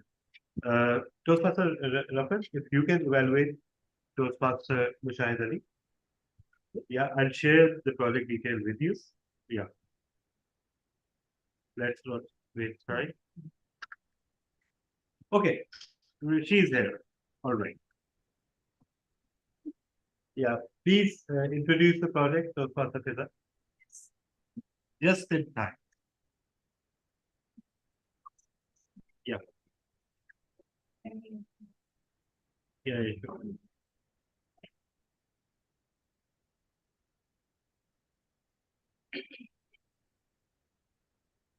I would like to call TM Mushahid Ali. Yeah. His project is Dynamic Leadership, Level 3, Elective Connect with Your Audience, Leadership and Iqbal. Over to you. 5 to 7. Thank you so much, Madam Toastmaster. Yes, you can start. Thank you, sir. So, Mr. President, and to all the virtual audience, today I stand before you to discuss the profound philosophy of leadership as understood through the lens of one of the most revered poets and thinkers in history, Allama Muhammad Iqbal. Allama Iqbal, also known as the national poet of Pakistan, was a philosopher, poet, and visionary who left an indelible mark on the world through his thoughts, ideas, and writings. Allama Iqbal's philosophy of leadership is deeply rooted in the spiritual and intellectual traditions of Islam, and it holds universal relevance, transcending time and borders. Iqbal's vision of leadership is a call to inspire and empower individuals to rise above their limitations and contribute to the betterment of the society. Let's delve into the key principles of Allama Iqbal's leadership philosophy. Number 1, self-realization. Iqbal believed that a leader must first and foremost realize his own potential and identity. He emphasized the importance of self-discovery and self-actualization as the foundation for effective leadership. In his famous verse, Khudi ko kar buland itna, that translates to raise yourself to such heights, he encourages individuals to explore their inner selves and cultivate their unique abilities. Number 2, unity and solidarity. Iqbal advocated for unity and solidarity among individuals and communities. He believed that a leader's role is not only to empower themselves, but also to unite people towards the common goal. His vision was of a society where diverse groups come together to work for the common good, transcending differences and divisions. Number 3, spiritual awakening. Allama Iqbal was deeply influenced by the Islamic philosophy and spirituality. He believed that a true leader must have a strong moral and spiritual compass. He saw spirituality as a source of strength and resilience, enabling leaders to face the challenges with strength and wisdom. Number 4, social justice. Iqbal's vision of leadership was inseparable from the pursuit of social justice. He spoke out against oppression and inequality and called upon the leaders to champion the rights and dignity of the marginalized and underprivileged. He believed that a leader's true worth is measured by his commitment to justice and fairness. Number 5, education and knowledge. Iqbal was a staunch advocate for education and knowledge. He believed that leaders should be well informed, enlightened, and constantly seeking knowledge. He emphasized that leadership should be grounded in a deep understanding of history, philosophy, and culture. Number 6, visions and ideals. Iqbal believed that leaders should be visionary with a clear sense of purpose and ideals. They should not merely react to circumstances, but should strive to shape the future in alignment with the Nobel principles. Number 7, empowerment. A key aspect of Iqbal's philosophy is the empowerment of individuals. He saw leadership as a mean to empower others, to awaken the latent potential within them, and to encourage them to become leaders in their own right.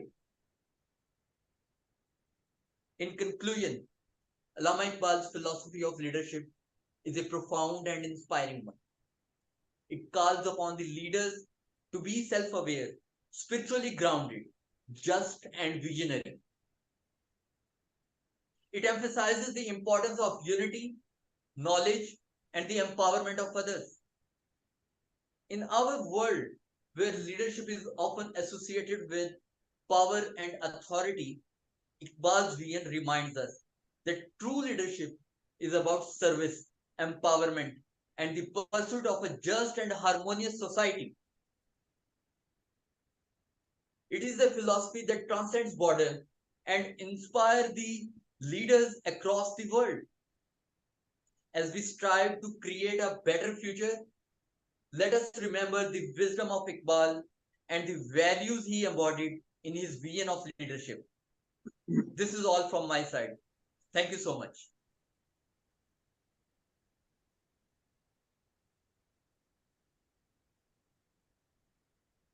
Thank you, Toastmaster Mushahid, for that amazing speech about Allama Iqbal and his philosophies and his ideas. Again, we could have done one thing is that make the theme one about Allama Iqbal, because we are just about on the 9th November, again his birthday. So maybe we can do it next time. Okay. Yeah. Okay. So another book that I would recommend you is Healing the Emptiness by Yasmin Mukahid. She is my favorite writer.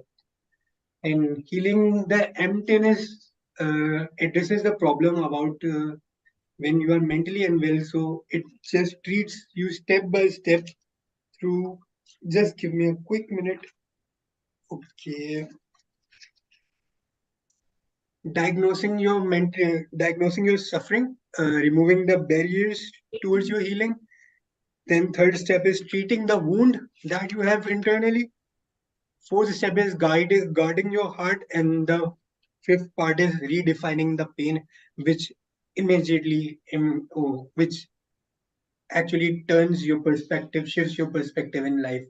So our next speaker today is none other than DTM Tala bin Hamid, and his evaluator is, just give me a quick minute.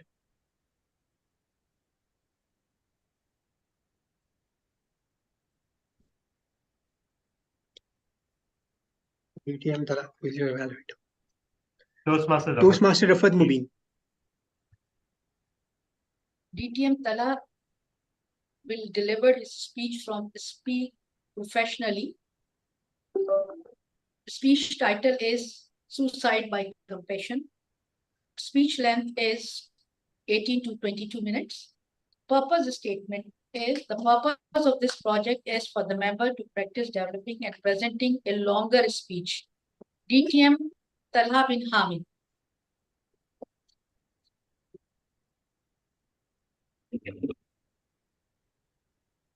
Thank you so much. Okay, let me find my glasses first. Oh, there they are. All right. I hope I'm audible and visible. Yes, you are. All right.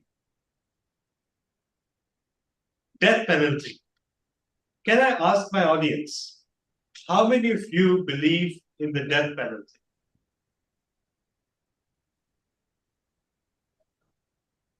All right. Now, around the world, there's a whole wave against disciplining and penalties, and especially the death penalty, because it is seen as barbaric and unkind. But can you guess where the crime rate is lowest? In those countries and states where there is death penalty. And in fact, the more frequent the death penalty, the lower the crime rate. What does that tell us? It tells us a simple facet of human nature. Some humans will do bad things no matter what. And they will only stop if there's a deterrent to stop them. Otherwise, they will find every excuse to indulge in their baseness. If we look at the debate about death penalty, we see these unfortunate massacres, especially in the United States and other countries around the world. And every time the perpetrator is caught, there's a whole mess of emotions and layers about racism and motive and social conditions. There's a section of society that will go to any lengths to guide to the perpetrator, which is all well and good. But does anyone pause to consider what that perpetrator did to 18 people, 20 people, 25 people, and if they're set free, what they will continue to do? Let's go back in history, about 1400 years. Holy Prophet Muhammad, peace be upon him, having won the final victory against the opponents of Islam and his community.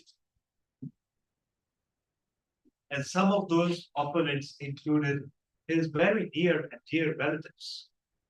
He forgave everyone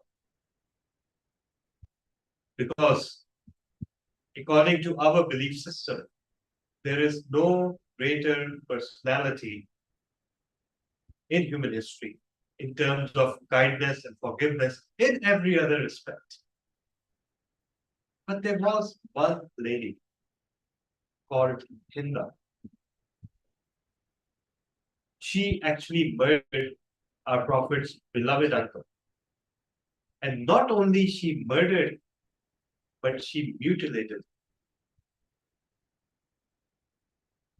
Did the Prophet forgive her? Yes, he did, because she had converted to Islam, but with one condition. She was to never show her face to the Holy Prophet again. What does that tell us? There are limits. Even kindness and forgiveness and compassion has its limits. And sometimes by showing compassion to the wrong people at the wrong time, we are putting whole humanity at risk. And that is why, ladies and gentlemen, there has been a system of penalties and death penalties and jails and other deterrents, which today's world is so much against.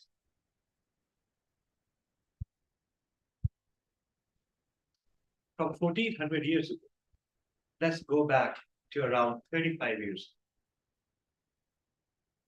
A preteen in Quetta used to go to school every day. And he was bullied for 4 or 5 years continuously by this one single person. And that single person, the monster, was created out of kindness. Because guess what? He was an orphan. He had lost his father at an early age. And that is why apparently it was his birthright to destroy the childhoods and to scare and to harass a host of other children around him. He was such a sicko that he and his friend spent time in school and at home writing a script consisting of insults that they would throw at that poor boy and his friend. That boy who went to an English medium school, who dressed in pants and shirts, who had glasses, and who came from a decent family. Those all became his faults, his flaws. And those flaws were to be punished by this creep just because he had become an orphan. And so it went for 4 or 5 years continuously. It got so bad that the boy and his friend were scared of going to school. They were scared of sitting in the school bus. They dreaded the time when the bell rang, the time when all the children of the school ran jubilantly outside the gates. They tried to spend as much time inside the gate as possible and embark the bus at the last possible moment. And secretly, they hoped every day that that monster was either sick or had passed away because he would not appear in the bus seat before them. But alas, that never happened. In fact, the goddamn boy never even took a leave. He never fell sick. Because it was not his fate to feel sick. It was his fate to make others feel sick and to deliver lasting psychological scars. Who created this monster? Did his father's death create his monster? No. The free rein that the society gave him to do whatever he wants, to hurt whomever he wants, to say whatever he wants. Oh, no, no, no. Please don't say anything to him. He is an orphan. Let me tell you, ladies and gentlemen, he had 5 other brothers and sisters, and they turned out to be perfectly decent human beings. Why were they not monsters? Were they not orphans? Yes, they were orphans as well. And what was the fault of the other children who were not orphans? So that boy who went to the English medium school, who belonged to a decent family, and who was bespectacled, stands here before you. And even today, I cannot, for the life of me, forget that horrible time in my life. I believe that a gift of that time in my life is a permanent fear of people, a lifelong fear of crowds, a lifelong reluctance to reach out to people and talk to them. One could argue that maybe all these attributes are part of being an introvert, which I am.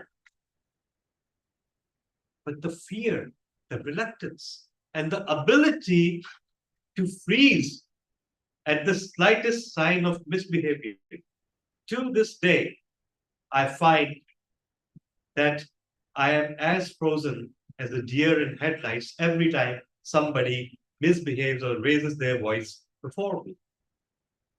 I'm not equipped to deal with such situations. One would think that at 45 years of age, you would be equipped to deal with any situations.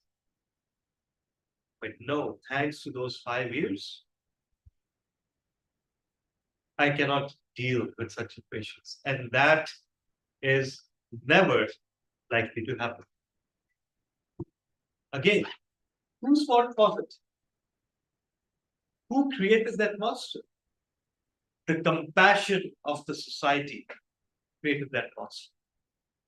Our willingness to not only tolerate, but to forgive jerks, that creates monsters. We are conditioned to display forgiveness and humility throughout our lives. And we are taught that by our teachers and our parents. But I believe that there's one vital lesson that we are not taught. Perhaps because it's not politically correct, but it's every bit as important a life skill as any other. It's as important as breathing. It's as important as seeing and hearing. It's as important as thinking. And that is to pick and choose where you display humility and kindness. Feed milk to a snake, and the first thing it will do is to bite you back. And who would you blame? Would you blame the snake for it or the milk for it? No, you have only yourself to blame. You perfectly knew that it is a snake. Similarly, there are so many people in our lives. They are in our friend circles, in our families, in our colleagues, in our acquaintances, whom we know to be jerks. They never let any chance go by without hurting us, without breaking us down. There is that one relative in every extended family, which everyone is scared of because they're never kind to anyone. They're never sweet to anyone. They're never accommodating to anyone. People dread when they turn up at events, but you have to invite them because you have to be kind and compassionate. And when you invite them and they turn up at your event, what do? They make the event all about themselves. Like a black hole, they suck the joy and life out of every gathering. And they want attention. Like Harry Potter's Dementors, they feed on the pain and misery of the people around them. And it is a lifelong habit. Nothing can change that. The fact that we think that people can change, I'm sorry. How many of you have changed over the past 10 years? Can adults change? Not really. And is it our job to set each and every wrong right in this world? I'm sorry, no. That's not our job. That's not our responsibility. It is not our job to endlessly show compassion in hopes that somebody someday would see the light, because they never do. They're not meant to. And sometimes it is an equally relevant art to know when to give up, when to move away. After all, we have examples from history. We have a very famous example that involves two prophets, the prophet Moses and prophet Hizr. They went on travels together. And both are prophets, both are the holiest of holy beings to us. But at the same time, they were not compatible with each other. Because Prophet Hizr said to Prophet Moses that when you travel with me, you stay silent, no matter what I do. And then Prophet Hizr committed some acts that were apparently not palatable to Prophet Moses. And he started asking questions. And after the third question, Prophet Hizr told Moses that, okay, now we have to part ways because you did not listen to me. What does that tell us? Again, the same thing. Everyone has limits, even if it's the prophet. So who are we? Why are we expected to display endless kindness, endless humility, endless forgiveness? If someone attacks us, why is it only the victim who is told to be patient? Why does no one catch the attacker? I'm sure many of us are victims of road rage. When we are driving on the road, we commit the cardinal sin of driving the right way. We commit the unforgivable error of complying with traffic laws. And what happens? You find that you're the only one on the road complying with those laws, and you're suffering because of it. You're suffering delays, you're suffering frustration, you're suffering accidents, you're suffering losses in the form of damage to your car and to your soul. Tell me, whenever you reach home after driving, do you not find yourself very close to having a nervous breakdown? Yes, you do. You can tell yourself endlessly to be patient, stay calm. No, this is not the way to deal with such people. Fine, go ahead and stay calm and slowly go mad. Be my guest.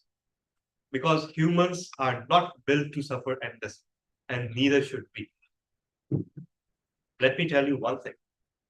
Neither our religion nor our social customs teach us to tolerate negativity, and to tolerate constant wrong.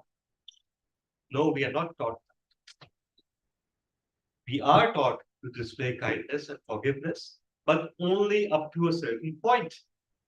And if you don't believe me, again, you can look through Islamic history or any other religion's history, and you will find that there's a tacit acknowledgement of the finiteness of human patience. Because we are not superhuman beings. Are you what this does to you if you keep tolerating and tolerating? You die a little inside every time you forgive. Now, it is your decision whether it was worth it or not. For your friends, family, loved ones, yes, you should forgive endlessly. So even those relationships have their breaking points and their limits.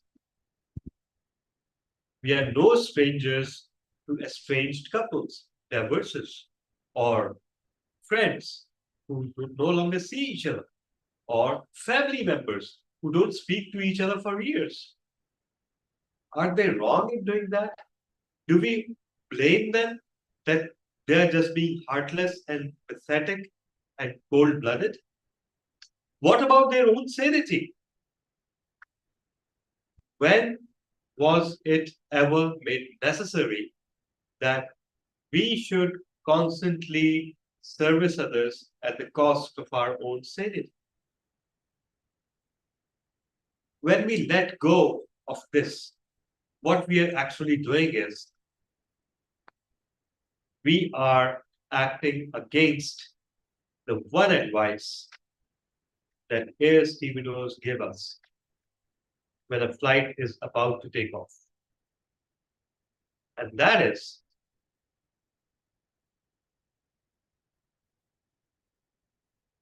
take your own oxygen mask before helping others. Because only if you survive will you be able to help others. So if you're not taking the oxygen mask yourself, how do you expect to help others? Similarly, if you're letting yourself go, letting your soul die a little by the day, there will come a point where you will grow completely numb and heartless. Mental institutions and jails are full of people who have been too kind for too long to too many people. This has to stop. There has to come a time where you need to fight back, where you actually need to make your stand. You know, sometimes being kind and being humble is the easiest way out. Let me repeat one of my own golden quotes that DTM Rashid would remember very well. It was a speech I made when I turned 40. It was titled The Big 4-0. That was, my God, 5 years ago. And the quote was, the secret to everlasting popularity is get screwed by everyone and don't say a word. Everybody will love you for it. They will sing your praises. They will extol your virtues. Oh, Talha is so kind, so gentle, so humble.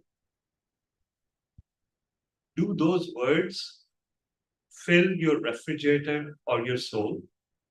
After a point, they stop doing that.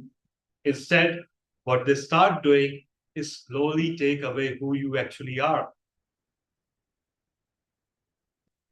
The fellow Toastmasters and guests, compassion is good.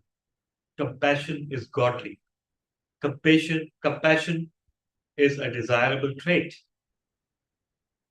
But endless compassion, infinite kindness, and humility for everyone, everywhere, all the time, they are nothing but gradual suicide for the soul. Now it is up to you. how you want to live or whether you want to. Over to you, Toastmaster of the day.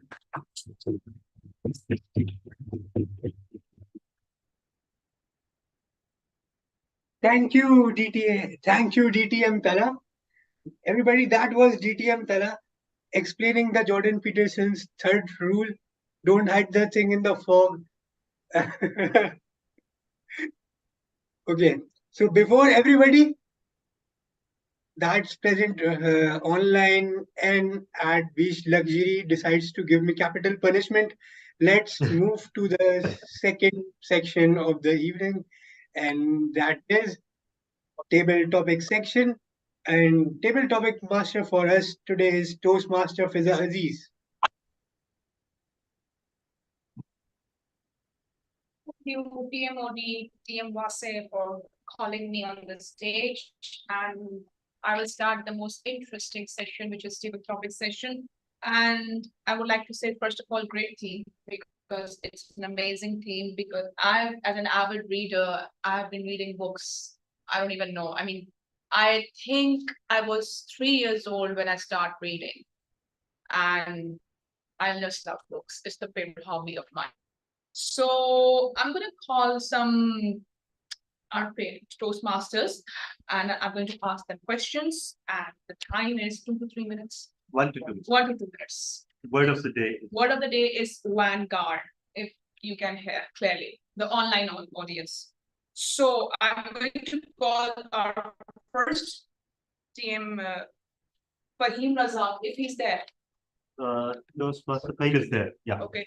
TM Fahim Razak, if you can hear me, if a book was written on your life, what would be the title? Sorry, TM Fiza. Yes, Fahim, sir. Sorry, TM Fiza, can you hear me? Yes. Yes, I can hear you. Do you mind calling me as a next speaker rather than just now? Okay, okay, All I'll right. call the next speaker. TM Saad. Yes. A character from a novel that you fell in love with and why?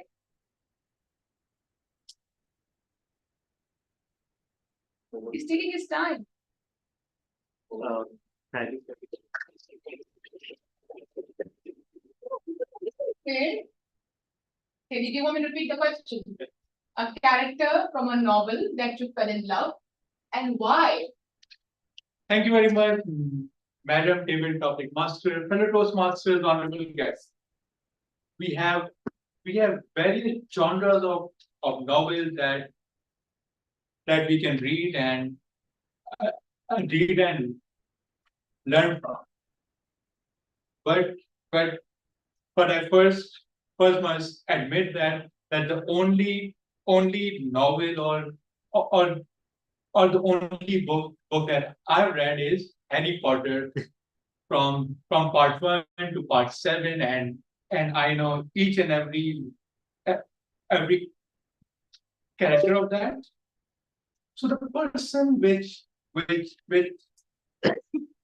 I'm really excited by is Severus Snape.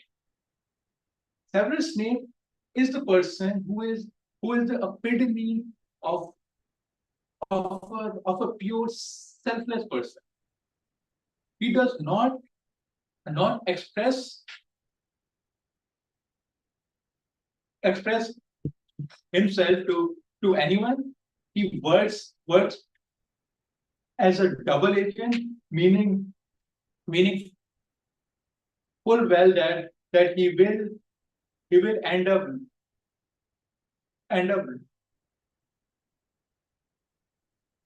losing his life, but he does that because of one thing only, which is the love for Lily Potter, who was the mother of Harry Potter. That was only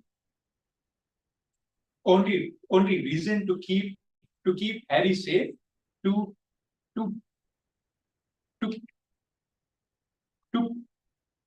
produce the information from Voldemort to to Dumbledore, and then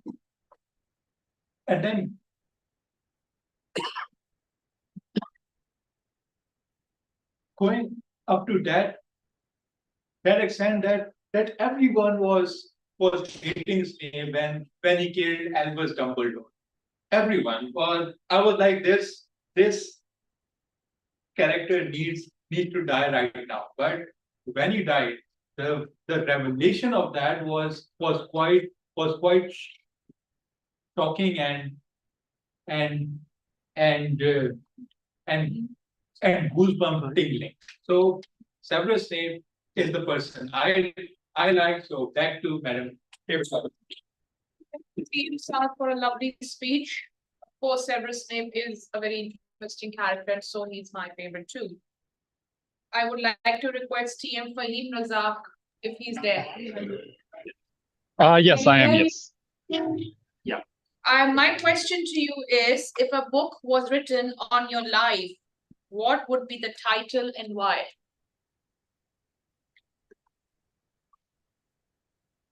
Do you want me to repeat the question? No, if I did ask you, I would just pretend that didn't hear you, and I will just try it and buy the time. So no. Okay. Oh, sorry. Actually, I did forget now. What was it? The question is, if a book was written on your life, what would be the title and why? Okay. Thank you, Toastmaster Fiza. What would be the title and why? Arriving late. I think that would be the title. You know, ever since I remember living a life, I have a tendency to take things easy. The only time I had rush on things was at the wrong time, and that was when I mistakenly did the fireworks in front of the wrong guests. Apart from that, I've always done things late. I have arrived late, and it has been to some important events as well. Even in my own wedding, I couldn't make it to the photo shoot that is supposed to happen before the start of the wedding and everything. And my wife still hasn't forgiven me for that. Arriving late. Now I am about to cross 40s in the next 2 years. And if you ask me, after 10 years, I should hope to have the title updated to Arriving on Time. With that, over to you, Toastmaster Fiza. Thank you, TM Fahim Razak. That is indeed a very interesting book, and I would love to read it if you ever publish that book.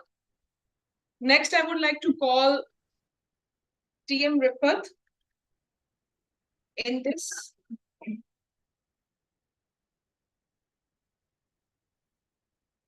TM Rifat, my question to you is, in this busy life, how much do you think reading is important?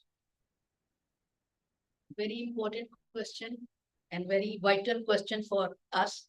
Being a professional, I know that reading is important for us, because when we read something, we learn how to handle the difficult situation. And in my professional life, I think that it is very important for all of us being a professional that we learn most, because when we learn most, we think and we know the psychology of a person. During my professional life, when I cross a person and during cross, I did a mistake. After that, I learned a lot, because the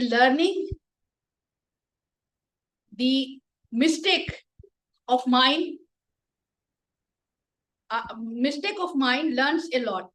And when I did my master's and when I did my MPhil, I learned a lot about the law. And when we learn number of number of books on specific purpose, our mind become clear, our concept become clear. And for me, law is a dynamic, and for its change nature and its very nature, law change is a nature. And during reading, during our arguments, we learn number of books, we quote number of books which is similar to our case, and we catch number of things from that judgment. So it is very important for us that we learn. We learn by reading books. Over to TM Prafat for the lovely speech. Next, I would like to call TM Iftihar. TM Iftihar, can you hear me? Yes. Guest Iftihar, sorry. Is he online? Guest Iftihar, if you can hear me, I have a question for you. Is he online? I don't think he's online. He's not? Okay, then I'm going to call TM Shakil Khwaja if he's online.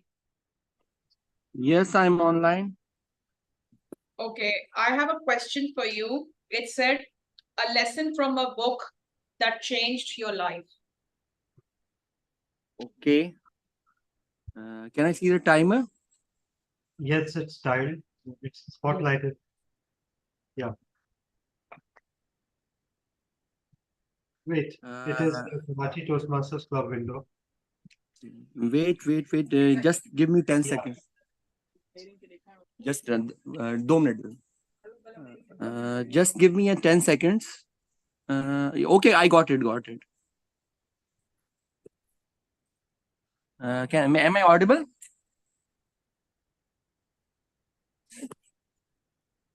Yes, you are. Okay. Yeah. Okay, let's start.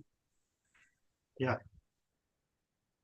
Once upon a time, two friends were talking with each other in a garden. Ali to Z. What's going on? Assalamu alaikum. I'm fine. Really? What's the new up? Have you read anything? Yes, I've read something very, very new. Well, what's it, Matt? It's about how to change yourself. Really? Can really someone change himself or not? Yes, when there is a will, there is a way. There's a lot of funny books you can use to read to change your life. Yes. Then, what's the title of the book? Well, it's in Urdu.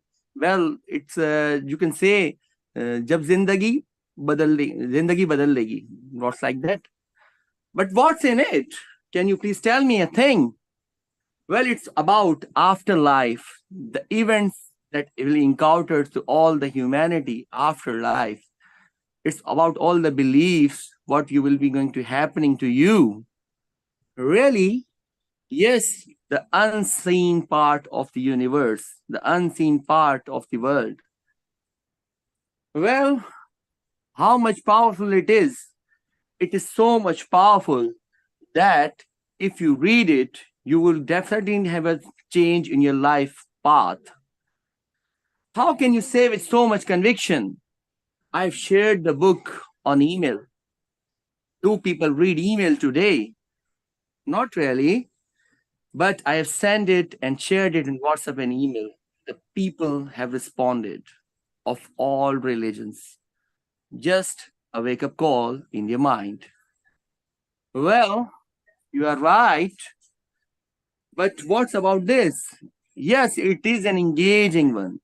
It really tells about the curious part of this universe, the life after death, how you're going to encounter the tough questions of the nature of God.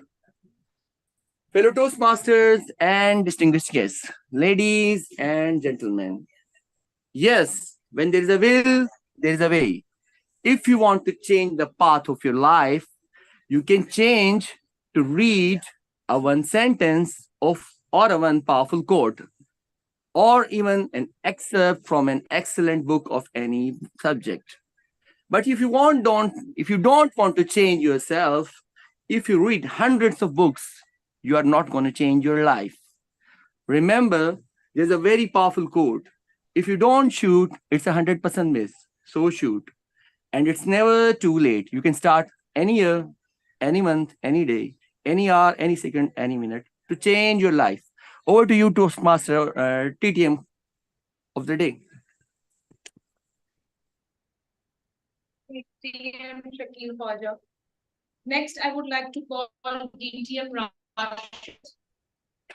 DTM Rashid, would you like to come?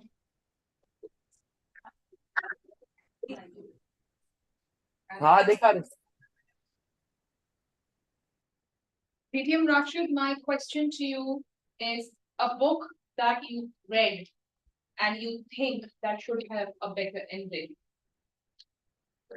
Ending.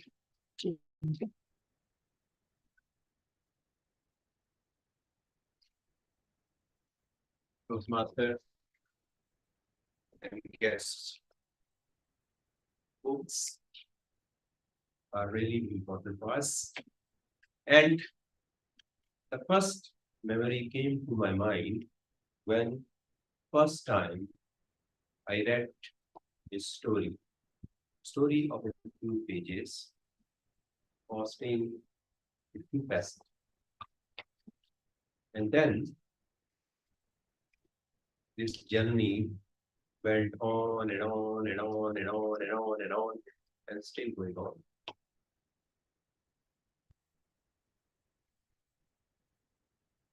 I read many books, different books, mostly fiction books, mostly in Urdu. And mostly books in Urdu, and they at least an ending. Sometimes perfect, sometimes not perfect. But always, every book gives us a lesson. So book, beginning, the body and ending, all is the creativity of the writer. And every writer writes the book by heart. So every time I read the book, I enjoyed the books, I enjoyed the beginning, I enjoyed the body, I enjoyed the ending, and I never thought about it. The ending would be better because I think the book is a creation, and every creator knows its creation better than everyone else. So I believe we should continue to read books. Books should be the part of our life, and sometimes it's good to stay away from the gadgets and just glued to the book. Thank you very much. Astute observation, TM Rashid. I would be very careful next time when you are around. Please come to every meeting. We need you.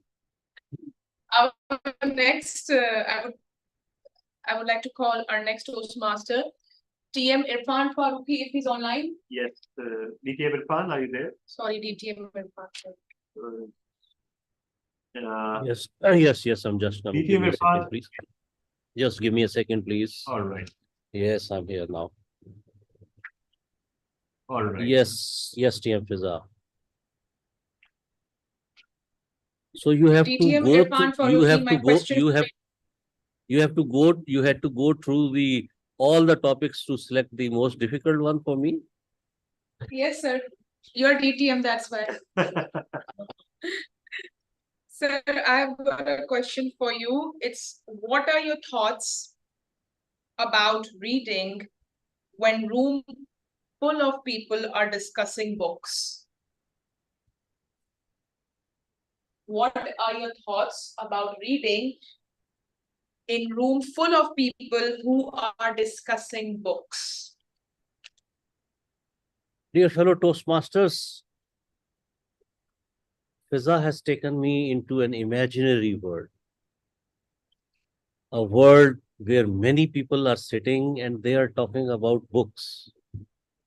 Either it is today's Toastmaster meeting in Karachi Toastmaster meeting, or it is just a fantasy world. Because even in Toastmasters meetings, we don't discuss books every time. So how strange it is that in today's world, there are people sitting in a room and they are talking about books. So if I find a world like that, that would be a very difficult world. Honestly speaking, in my life, I must have read a few hundred books, at least a few hundred books. Again, if I say I want to study the books, it is one of the most difficult tasks. First 10 pages are the ones that create interest or disinterest. My most favorite books are the ones that are more than 1000 page. Big books. I like to start reading them because the story develops slowly, gradually, like life. It's not a short story. It's not a 50 or 100-page book. If I get a chance to find such people, which I doubt I would find ever, sitting, talking, discussing books, what I would do is I will take my mobile off my pocket and start chatting on Facebook or WhatsApp. I'm sure our friend Rashid Dastagir is not going to have a fight with me when I'm saying I will use the gadgets. You see, world changes. In today's world, gadgets are a good source of getting knowledge, even reading books. Back to table topic, master of the day.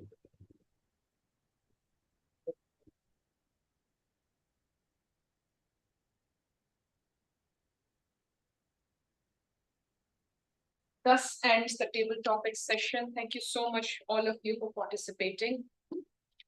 Over to you, Toastmaster of the day.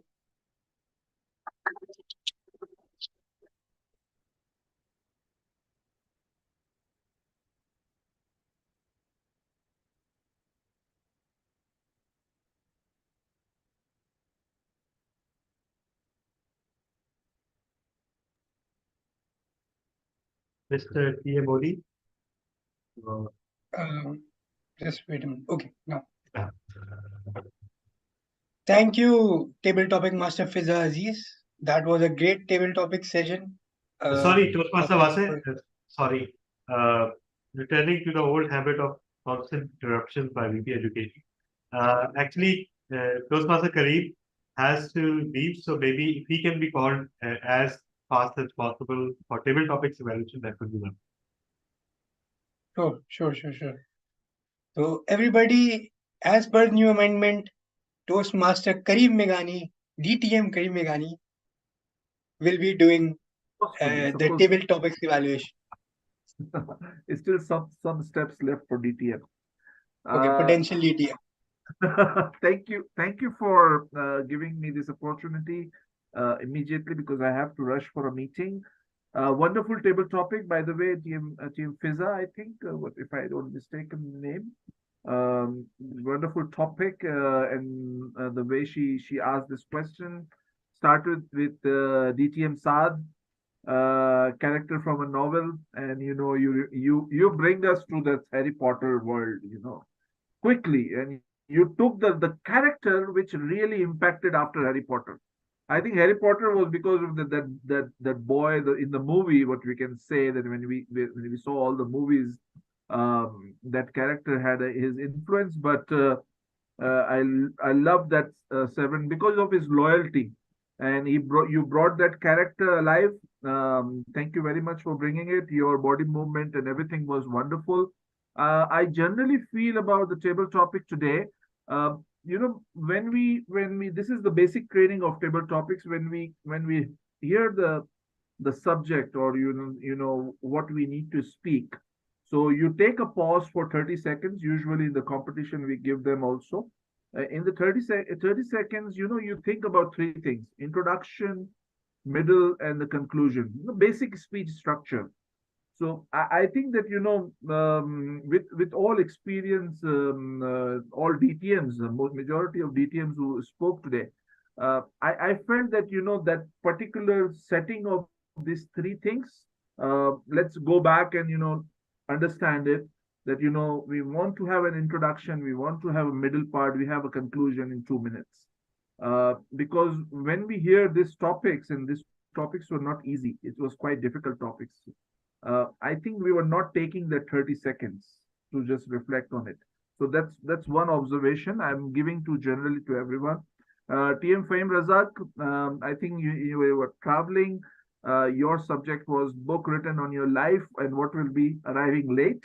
I really love that particular part that you just reflected naturally arriving late, and that is your reflection on whatever you are doing at that time. That's your personal life, what is going on. I love this particular thing, that particular topic.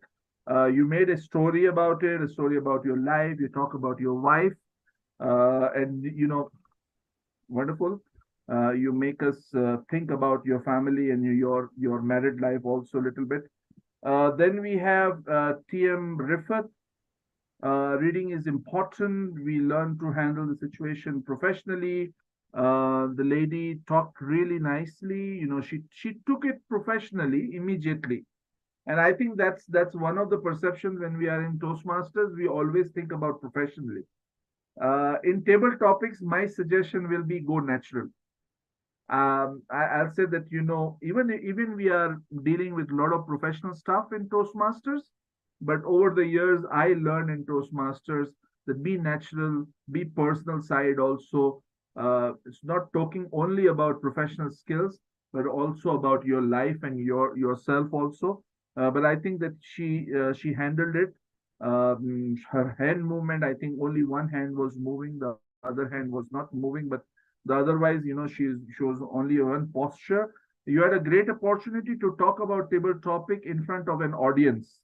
Then table topic is an opportunity to present yourself. So your personal movement, your body movement, your story techniques, everything can come forward. Wonderful. Then we have TM Shakil Khwaja. The book would change your life, change my life. I think that you took the topic, but you didn't talk about particularly about the topic. You said it very confidently. You brought the introduction of Toastmasters in the middle of 1.5 minutes, talking about okay, dear Toastmasters and everyone.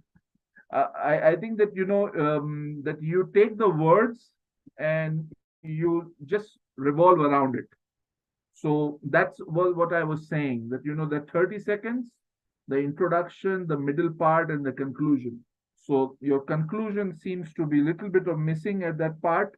Otherwise, you did nicely. You were quite confident when you were speaking. You talked about email in the end, email conversations. I think if it's the email conversation, then you can start with email conversation and you can finish it with up. Okay, then we have two senior DTMs. I think DTM Rashid and DTM Irfan Faruqi. What I can say about them? So these are masters, these are teachers, these are people we are looking forward always. And I'll say the DTM Rashid, a book you read.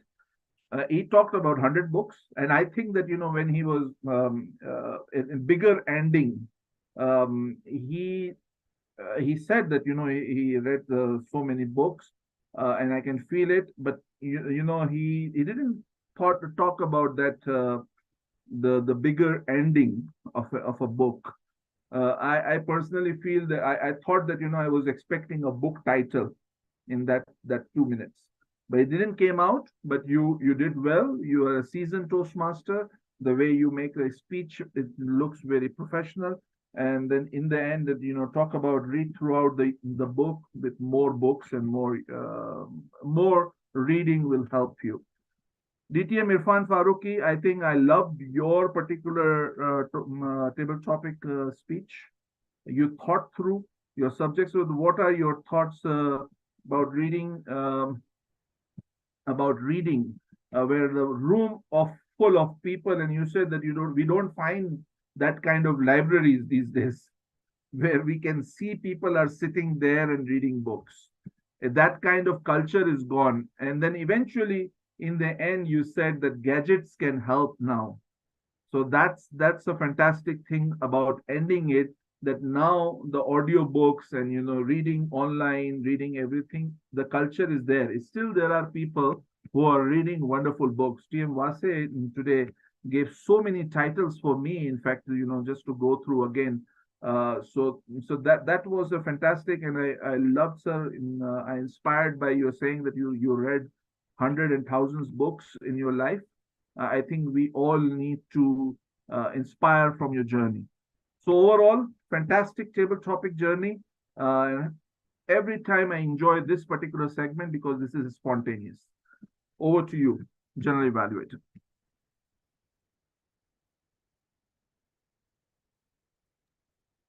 Thank you, Table Topic Evaluator Toastmaster Kareem Meghani. So everybody, now it's time for me to present to you our immediate past president and our general evaluator for today, Toastmaster Hiba Rais Khan. Over to you, general evaluator. Okay, good evening, everyone. General evaluation is an important part of any Toastmaster session, and it is the third part of it. It comprises of three parts. The first one, in the first session, I'll be calling the prepared speech evaluators. So the first speaker was TM Imran Rana. I call upon his evaluator, TM Vase Ahmed. Over to TM Vase for the evaluation.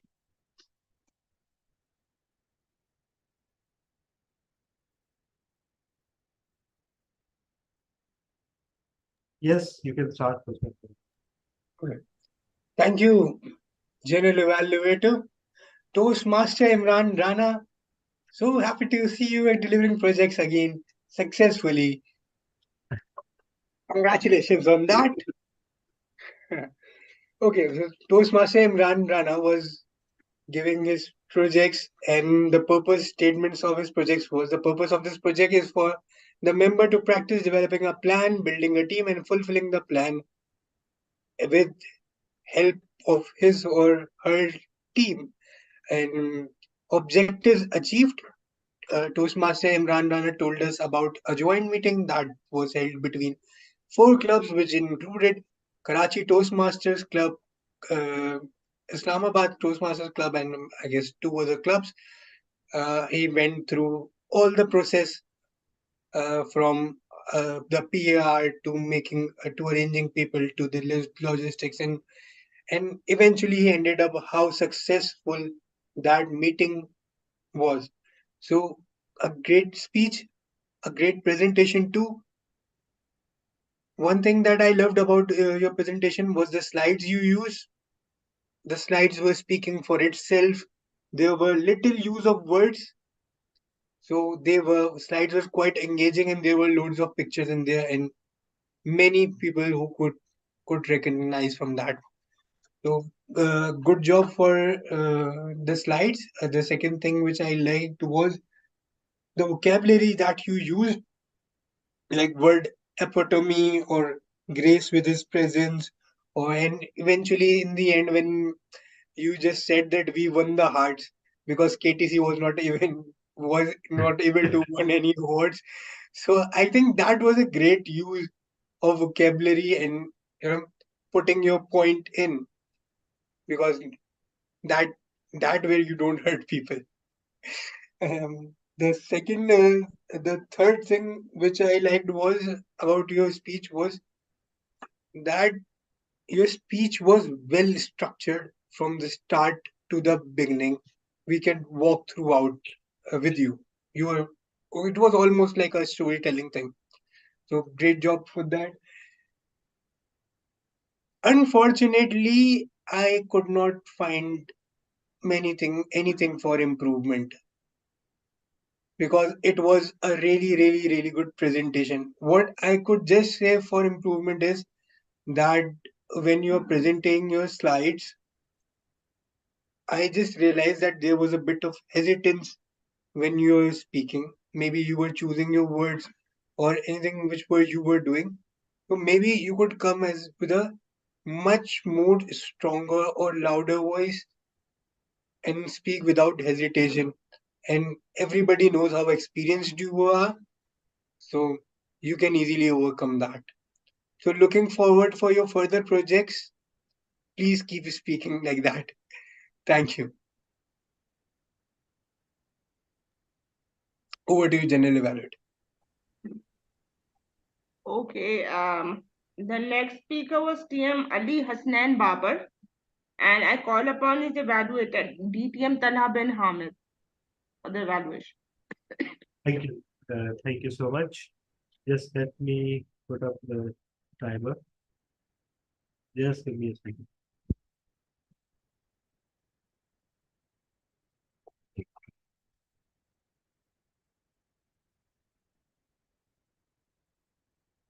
All right. Am I audible and visible? Oh, I'm not. I'm not visible right now. Am I visible?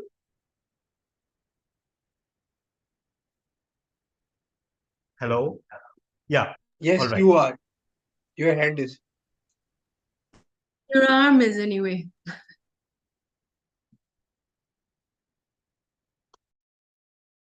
Yeah, sure. All right. So, Toastmaster Ali Hassan Baba, you journey, you had an engaging start. You took us to the Lumps Auditorium and you perfectly conveyed the sense of awe and grandeur that one would feel when entering into such an institution. And we were there with you at every moment. So, congratulations on that very engaging start. You were confident, and what I loved about your speech was its smooth flow. You had very good flow today. It seemed that whatever you were speaking was coming right from your heart, and it was very well structured. You had very good movement. You used the stage well. You had great gestures, and in the end, you turned it into a hero's journey. That whenever you enter a place, a new place, to do a thing, you're scared, you're apprehensive, you are having reservations, but ultimately you come out on top by digging in your feet and working hard. You used humor and you also managed to grab in word of the day, which is a good example of spontaneity. And you also described the social equation in your in the environment of university. I would very much appreciate if you could all please. A few improvement areas. First of all, I noticed a distinct lack of vocal variety. And since you are very far up the DTM ladder, you're almost there. I'll little half in you. Because there were several occasions where you could have displayed vocal variety. For example, when you said, there you are. So there you are surrounded by the grandeur of a place. There you are. And they don't really care about when you're describing the university and its hard schedule. They don't really care. And when you completed your hero's journey, sense of palpable excitement was missing. I could not find a noticeable joy and a sense of achievement in your delivery. It was there in your words. People say about it. And that's what made it more conspicuous, that it was there in your words, it was there in the text, but it was not there on your face or your expression. So perhaps that is something that you could work on. You've got your flow right, you've got your words right, you've got your storytelling structure right. Pretty much everything is right. You just need to match your emotions with the words that you're saying. And I know it's being prone to a lack of vocal variety and emotion myself. I know that that's easier said than done. We are so obsessed about getting through this speech and completing it that we forget about emoting. So overall, great speech. You achieved the objectives. Just a little bit more vocal variety and emotions to go with the words would have been more welcome. Over to you, Chairman.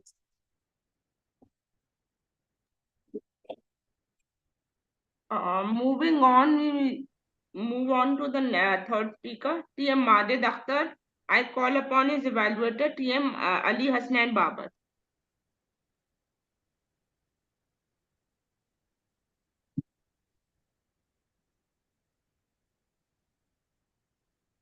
Thank you, Toastmaster. Entities. The project called Mr. Majid Akhtar to come up with a speech that enlighten us, that make us really clear. With this topic, this kind of speech is a good instrument since who belong to financial industry is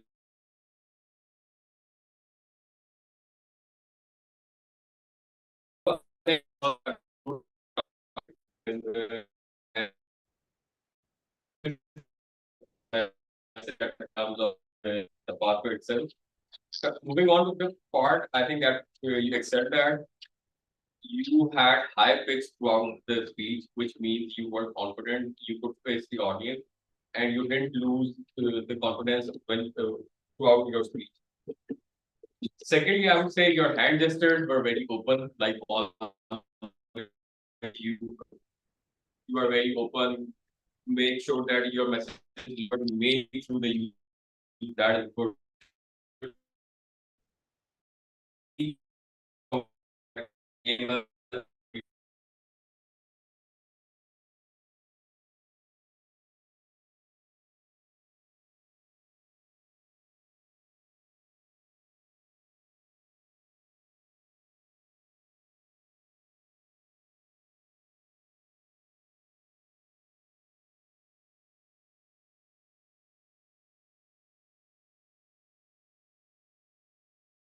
You were on high pitch most of the time. Maybe you would slow down a bit in terms of pitch and deliver your message on fluctuation. Note that would be more impactful. And I think eye contact, maybe because you were giving speech after a bit of time. I think previously I did notice that this time there was a slightly lack of eye contact with the audience throughout the room. You could improve that. And then this most importantly, space utilization. Like from AML CFT, you could move to the international bodies that are taking care of proscribed entities. Then moving on to the Pakistan context, how things are taken care of in Pakistan context related to proscribed entities. So this stage is yours.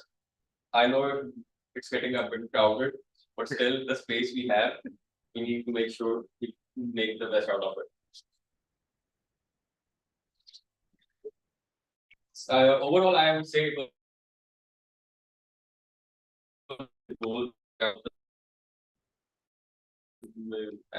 advised by the direction given in the evaluation sheet. To take areas of improvement, opinion, vocality, eye contact, space and space utilization. All of these, and then I think again, one thing you will be the great speaker. I have seen you like 2-3 years back. That's all from my side. Thank you.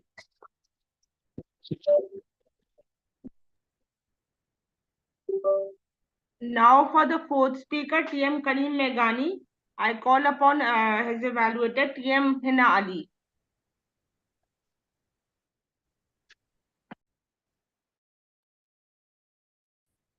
Thank you, General Evaluator. Today, Toastmaster Kareem, as he mentioned, was... is there a problem? Am I audible and visible? Sorry? You guys are breaking up. I can't hear. Sorry? Yeah, actually, there's a connectivity issue. Yeah, can you see timer window? I cannot see the timer. Just 1 second. Yes, I can see the timer now, but I can't see the evaluation now. So 1 second. 1 second. Let me just try to manage this. Here's the timer screen. Yeah. Okay. All right. So good evening, everybody. This evening, I'm evaluating Toastmaster Kareem Meghane's first attempt at doing a longer speech in his journey to be a good speaker. It's his level 5 elective speech from his pathway on coaching.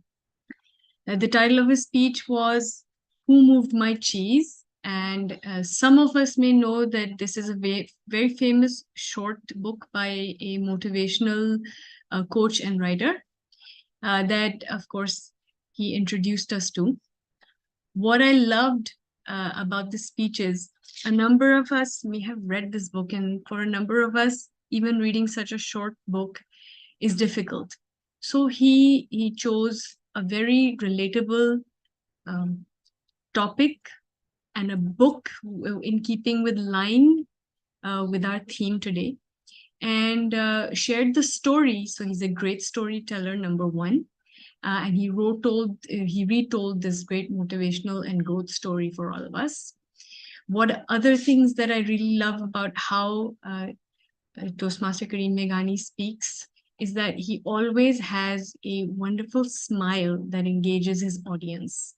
Okay, he had all the messages within this book towards the end, and that's when he used his presentations really well, first of all, to introduce the characters of the book, and kept the storyline short on his presentation, but then focused on the key messages in the rest of his presentation. So I believe he didn't use the presentation screens as a crutch, but really very well as a presentation aid. Okay. The other thing and the final thing that I really like about how Toastmaster Kareem Meghani speaks is the way he keeps his eye contact with the audience through his, because he's always online with us. Mostly, I think I've heard him speaking once in person when he visited Karachi. But it's an art to be able to keep looking at the camera, and I'm trying very hard to demonstrate that right now. I'm not sure if I'm doing a good job, but he does it exemplarily. So each of us feels like he's talking to us, to each one of us, right? Now, where this was a great presentation and there's always room for improvement, I would just say very quickly that it was a great keynote speech, and what I believe could have made it better if within this speech, he could have shared with us his own connection and journey through a personal story of how, what he learned or took back from the book, and therefore what we could also, because a personal story always helps us connect better. Where I believe he could challenge himself very quickly is that I've seen him sitting and standing when he speaks, but his space is always a bit limited. I'd like to see him work with more of his area so that he's away from the camera. And then just as an example for a key recommendation, if he has a secret to share, he could come in close and share his secret and then move away. And that would really make that online presentation outstanding. Great, relatable topic, wonderful eye contact, and excellent content and presentation. Work on your presentation with a personal story, and please do use your stage area better so that you could move in, move out, and use all the space. I'm looking forward to hearing you again. Thank you. You can tell me quickly, I went over time again. Oh God. Sorry, you ended at exactly 3:30. Now for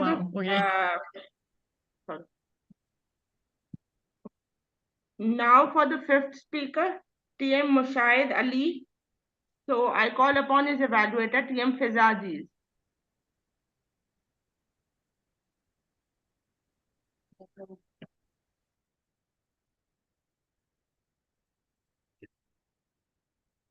Toastmasters, dear Toastmasters, today I am to evaluate TM Mushahid Ali. I would like to start his speech, which was, I want to start TM Mushahid Ali. This was the first time I was hearing you. When you started your speech, first of all, it was the topic was very daunting. Iqbal, which not everybody can talk about it that easily. When you started strong, your voice was very clear. I can hear you clearly, thank goodness. Your vocal variety was very good.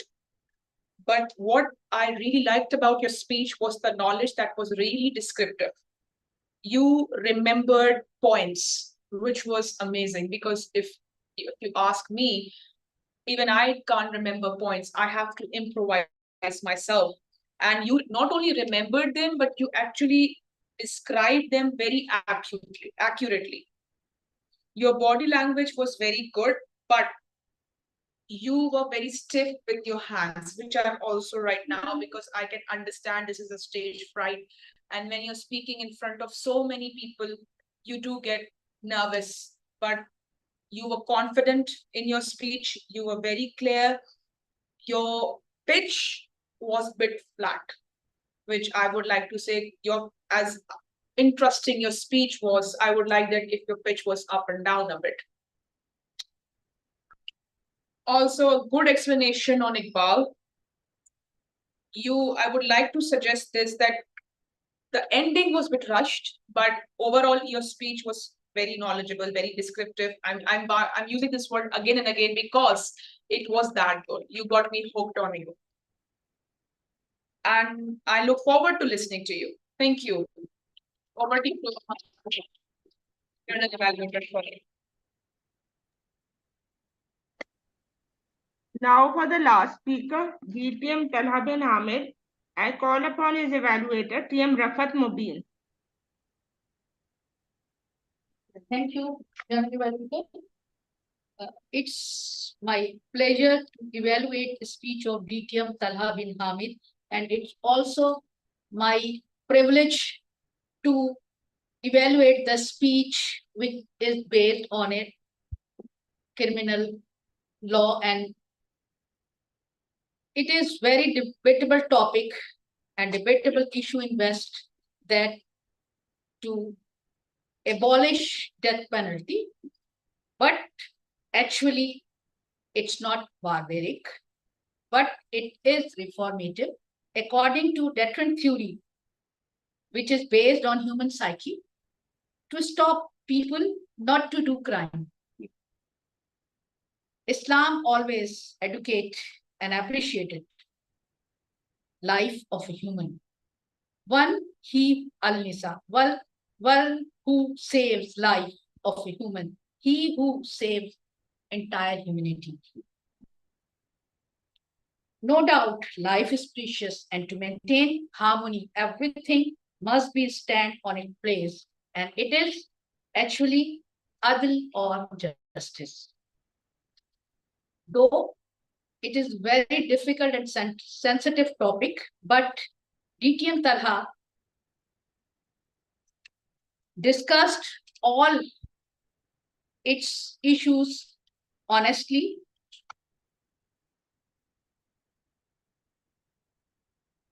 Islam, forgiveness is always appreciated in Islam, but there is a limitation of compassion.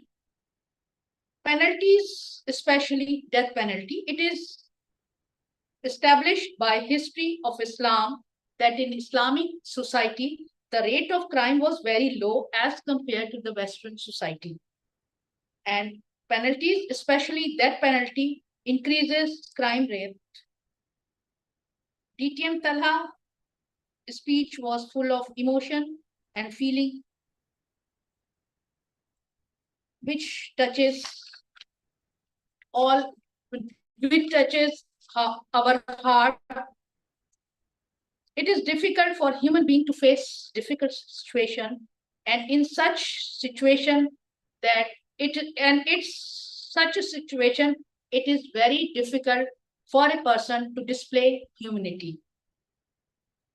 If we feed a milk to a snake, as it will never appreciate, rather he show its nature, because nature is a part of second part of it's a habit, or it is a second part. It never be changed. It's important for us that when to give up and why to give up. Neither our relation nor custom tolerate negativity, as we constantly suffer from such situations when our loved one is murdered without any reason. The crime rate is, due to such situation, the crime rate in our society is very high. If there is a if there is a if one thing that he will be punished, if he will do such thing, he will be deterred from doing so, because life is very, very, very precious. We cannot take a life of a human without, or with few things, or with few or with a small quantity of money. In a modern society where crime rate is very high, it is essential for society to favor reformative theory, which is very essential for life of our soul and body, and for preservation of society. Because when we educate that life is very precious, we also support that plenty is very essential to preserve and to save human being, and particularly our society.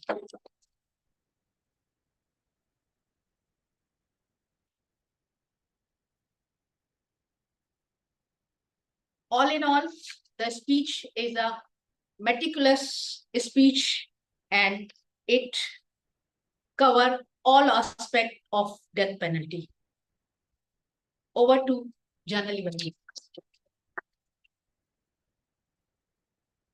बहुत अच्छी बात है, आपने पढ़ा है. Thank you. So, but you have timer, are all the speech evaluators qualified? तो उसको देंगे जो उसका सब्जेक्ट होगा. Okay. Yeah. Over to yeah, Toastmaster. Okay, they are qualified. Okay, now I'll skip the second part of the general evaluation because it has already been done. I move on to the third part, that is the report from the facilitator. So the first report will be from the grammarian. I call upon TM Iqbal for his report.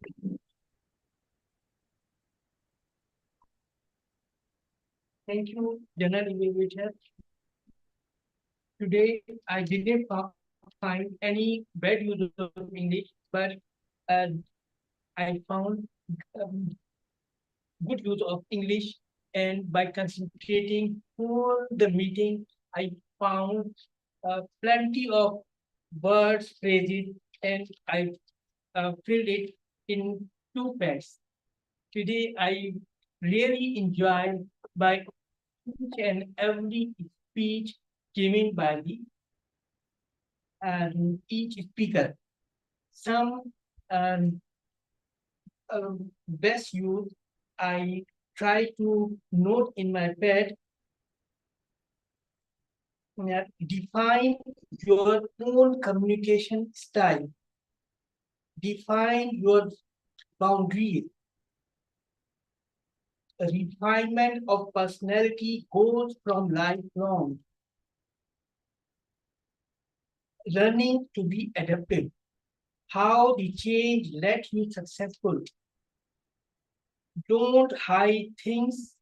Don't hide things in fog. Leader must recognize his ability.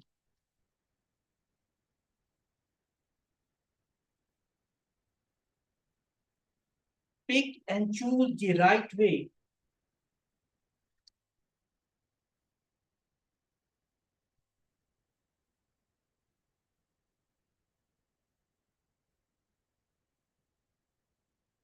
Humility is slowly suicide the soul.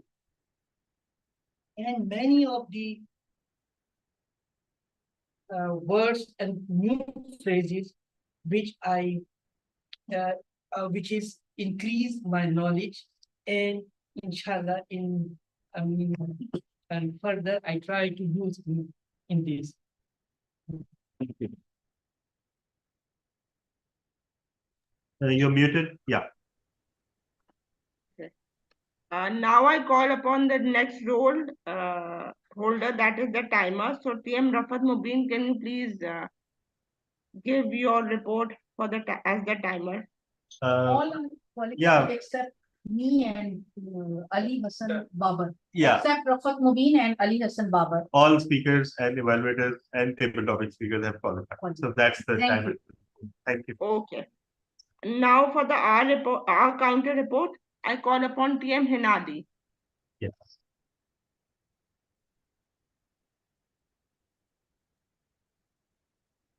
Thank you, General Evaluator. So today we had a interesting meeting from an R counter's perspective. I listened to the speakers mainly and the table topic speakers.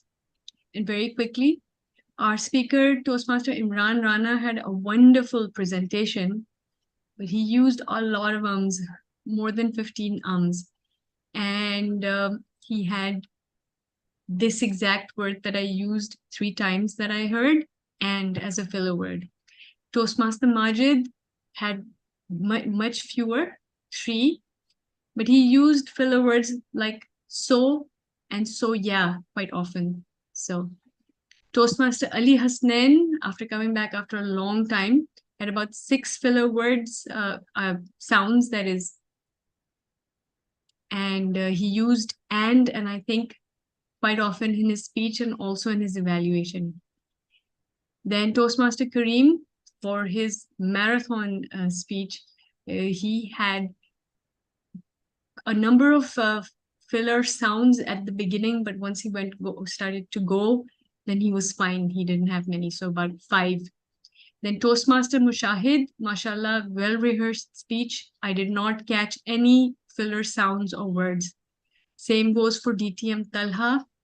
Again, what I find is you use pauses very effectively, I believe, when you're trying to find the words to say, and that's something that we all could use instead of using filler words or filler sounds. And that's about it. And most of the table topic speakers had very few. Rifat Mubin maybe had 4 or 5 ums. And the rest of our table topic speakers, by and large, didn't have ahs and ums. So that's my report for today. Over to you, table topic, general evaluator. Thank you so much. Thank you.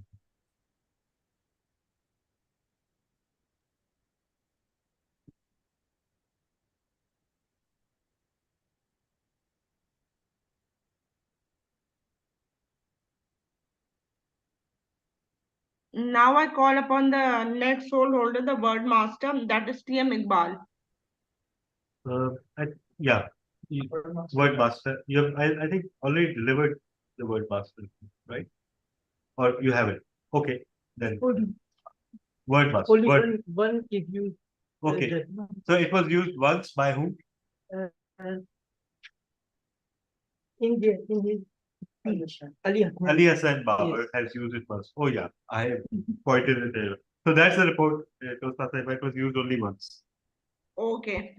And now for the last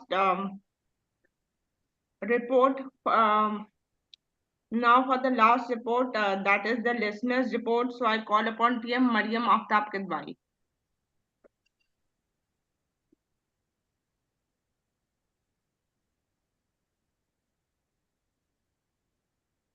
Just 1 minute, please.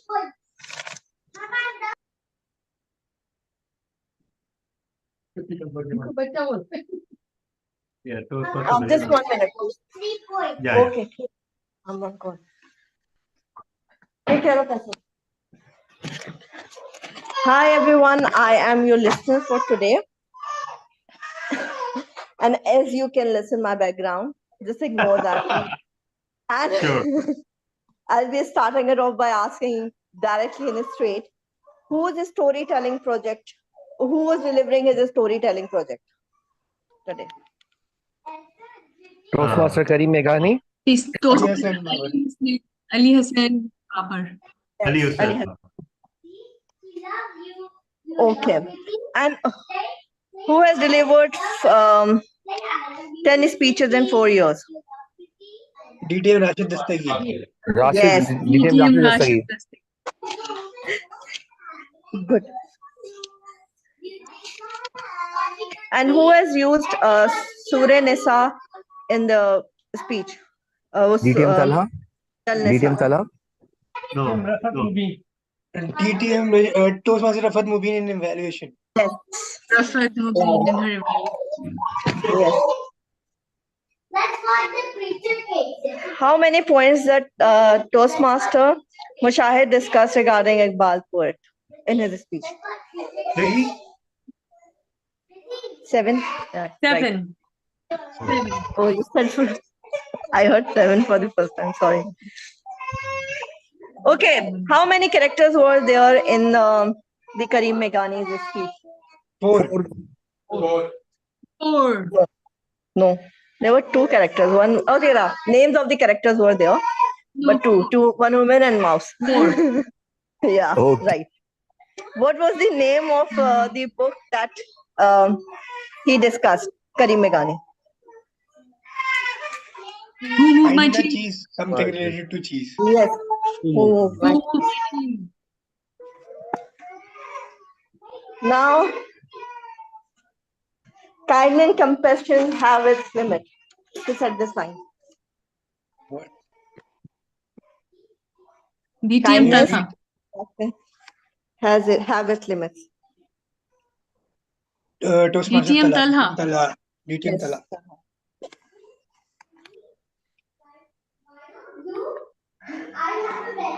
Who used the sentence, there are people who create illusion? Well, this is not the full sentence, but it's a part of a sentence. There are people who create illusion. There are people who create illusion. Toastmasters United. Wow. Illusion. Yeah, you're right. Toastmasters United. Were you also playing the same role? No.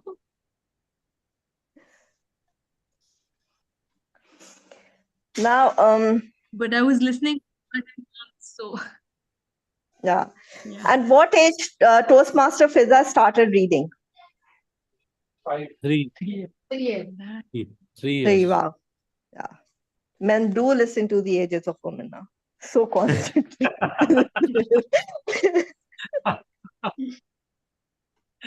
In Toastmasters, Saad picked what book as a character of his during Harry his Potter. Harry Potter. Yes. Harry Potter. Deathly Hallows Part 2. Yes, but from the Harry, yeah, both are right. Okay. Now, whose speech title was "Boss is always right"? DTM Rashid. Good. I thought no one will guess this. There were so many titles. He's delivered that like 50 times. So Now, who said it starts as a teacher and ends up as mentor? Ali Hassan Babar. Ali Hassan Babar. Ali Hassan Babar, yeah. Right. That's all from my side. Thank you so much. all right. Thank you.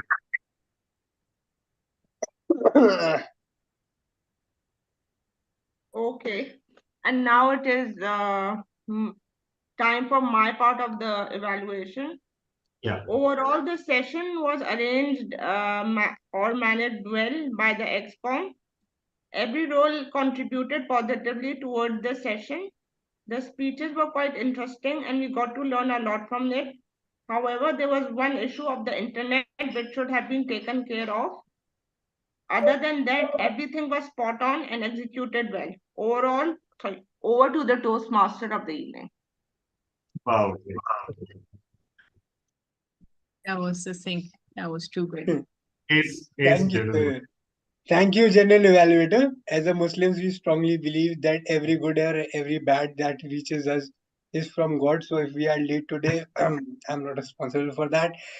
Over to to the VP. Thank you. All right. Thank you so much. So we've already way behind schedule, and that is partly my fault because I failed to incorporate the increased timings of the two keynotes on the agenda. It was way too optimistic. So if we go by that, we just 15, 20 minutes behind. So I'll just wind it up quickly.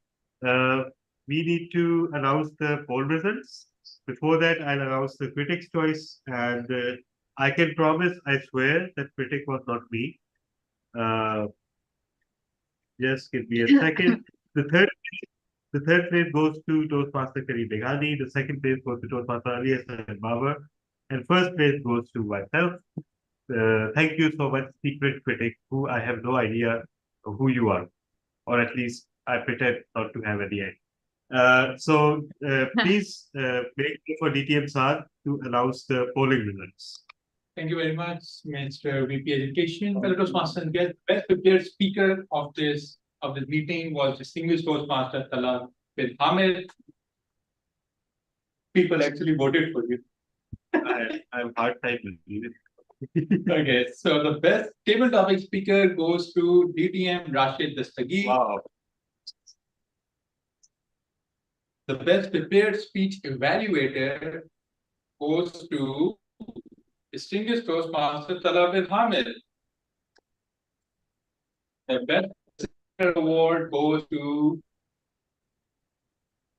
Toastmaster Mariam Kidwai as the listener, and we'll announce the best Big Four results afterward because the polls are yet to be launched. Yeah, you can Over watch to them you. later. Thank you so much, DTM Saad. And again, I'll just finish on one note. I promise I'll finish as soon as I get the Toastmaster of the day for the next week. I'll give. All right, we have DTM Saad. And I'll wait for your nominations. Anybody who'd like to do a prepared speech in the next meeting? Okay, Toastmaster Mohammed Iqbal. Who else? Toastmaster Hila, I am putting you in. Yeah. I'm traveling. I swear I'm traveling at that time. Oh, all right. I am. The one after that, inshallah. Yeah. All right. Okay. No, actually I'm traveling. Okay. Okay. Give me a slot, I promise, in December. I will. All right. Inshallah, in December. All right. Perhaps we'll have you in one of the contests, if not speaker. So thank you so much, everyone. And thank you for your patience. I'm thoroughly floored by the fact that most of the participants remained till the end of the meeting. Thank you, DT Irfan Faruqi, for being there always. And thank you, Toastmaster Shakil Khwaja, for staying with us all the way.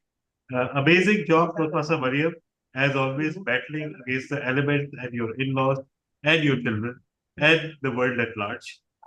So it is always amazing how you always manage to speak in a bit of humor, a bit of spark into everything that you do. We truly treasure you. Thank you so much. And all next week. Let me remind everyone that it's a public holiday tomorrow. So you can sleep late.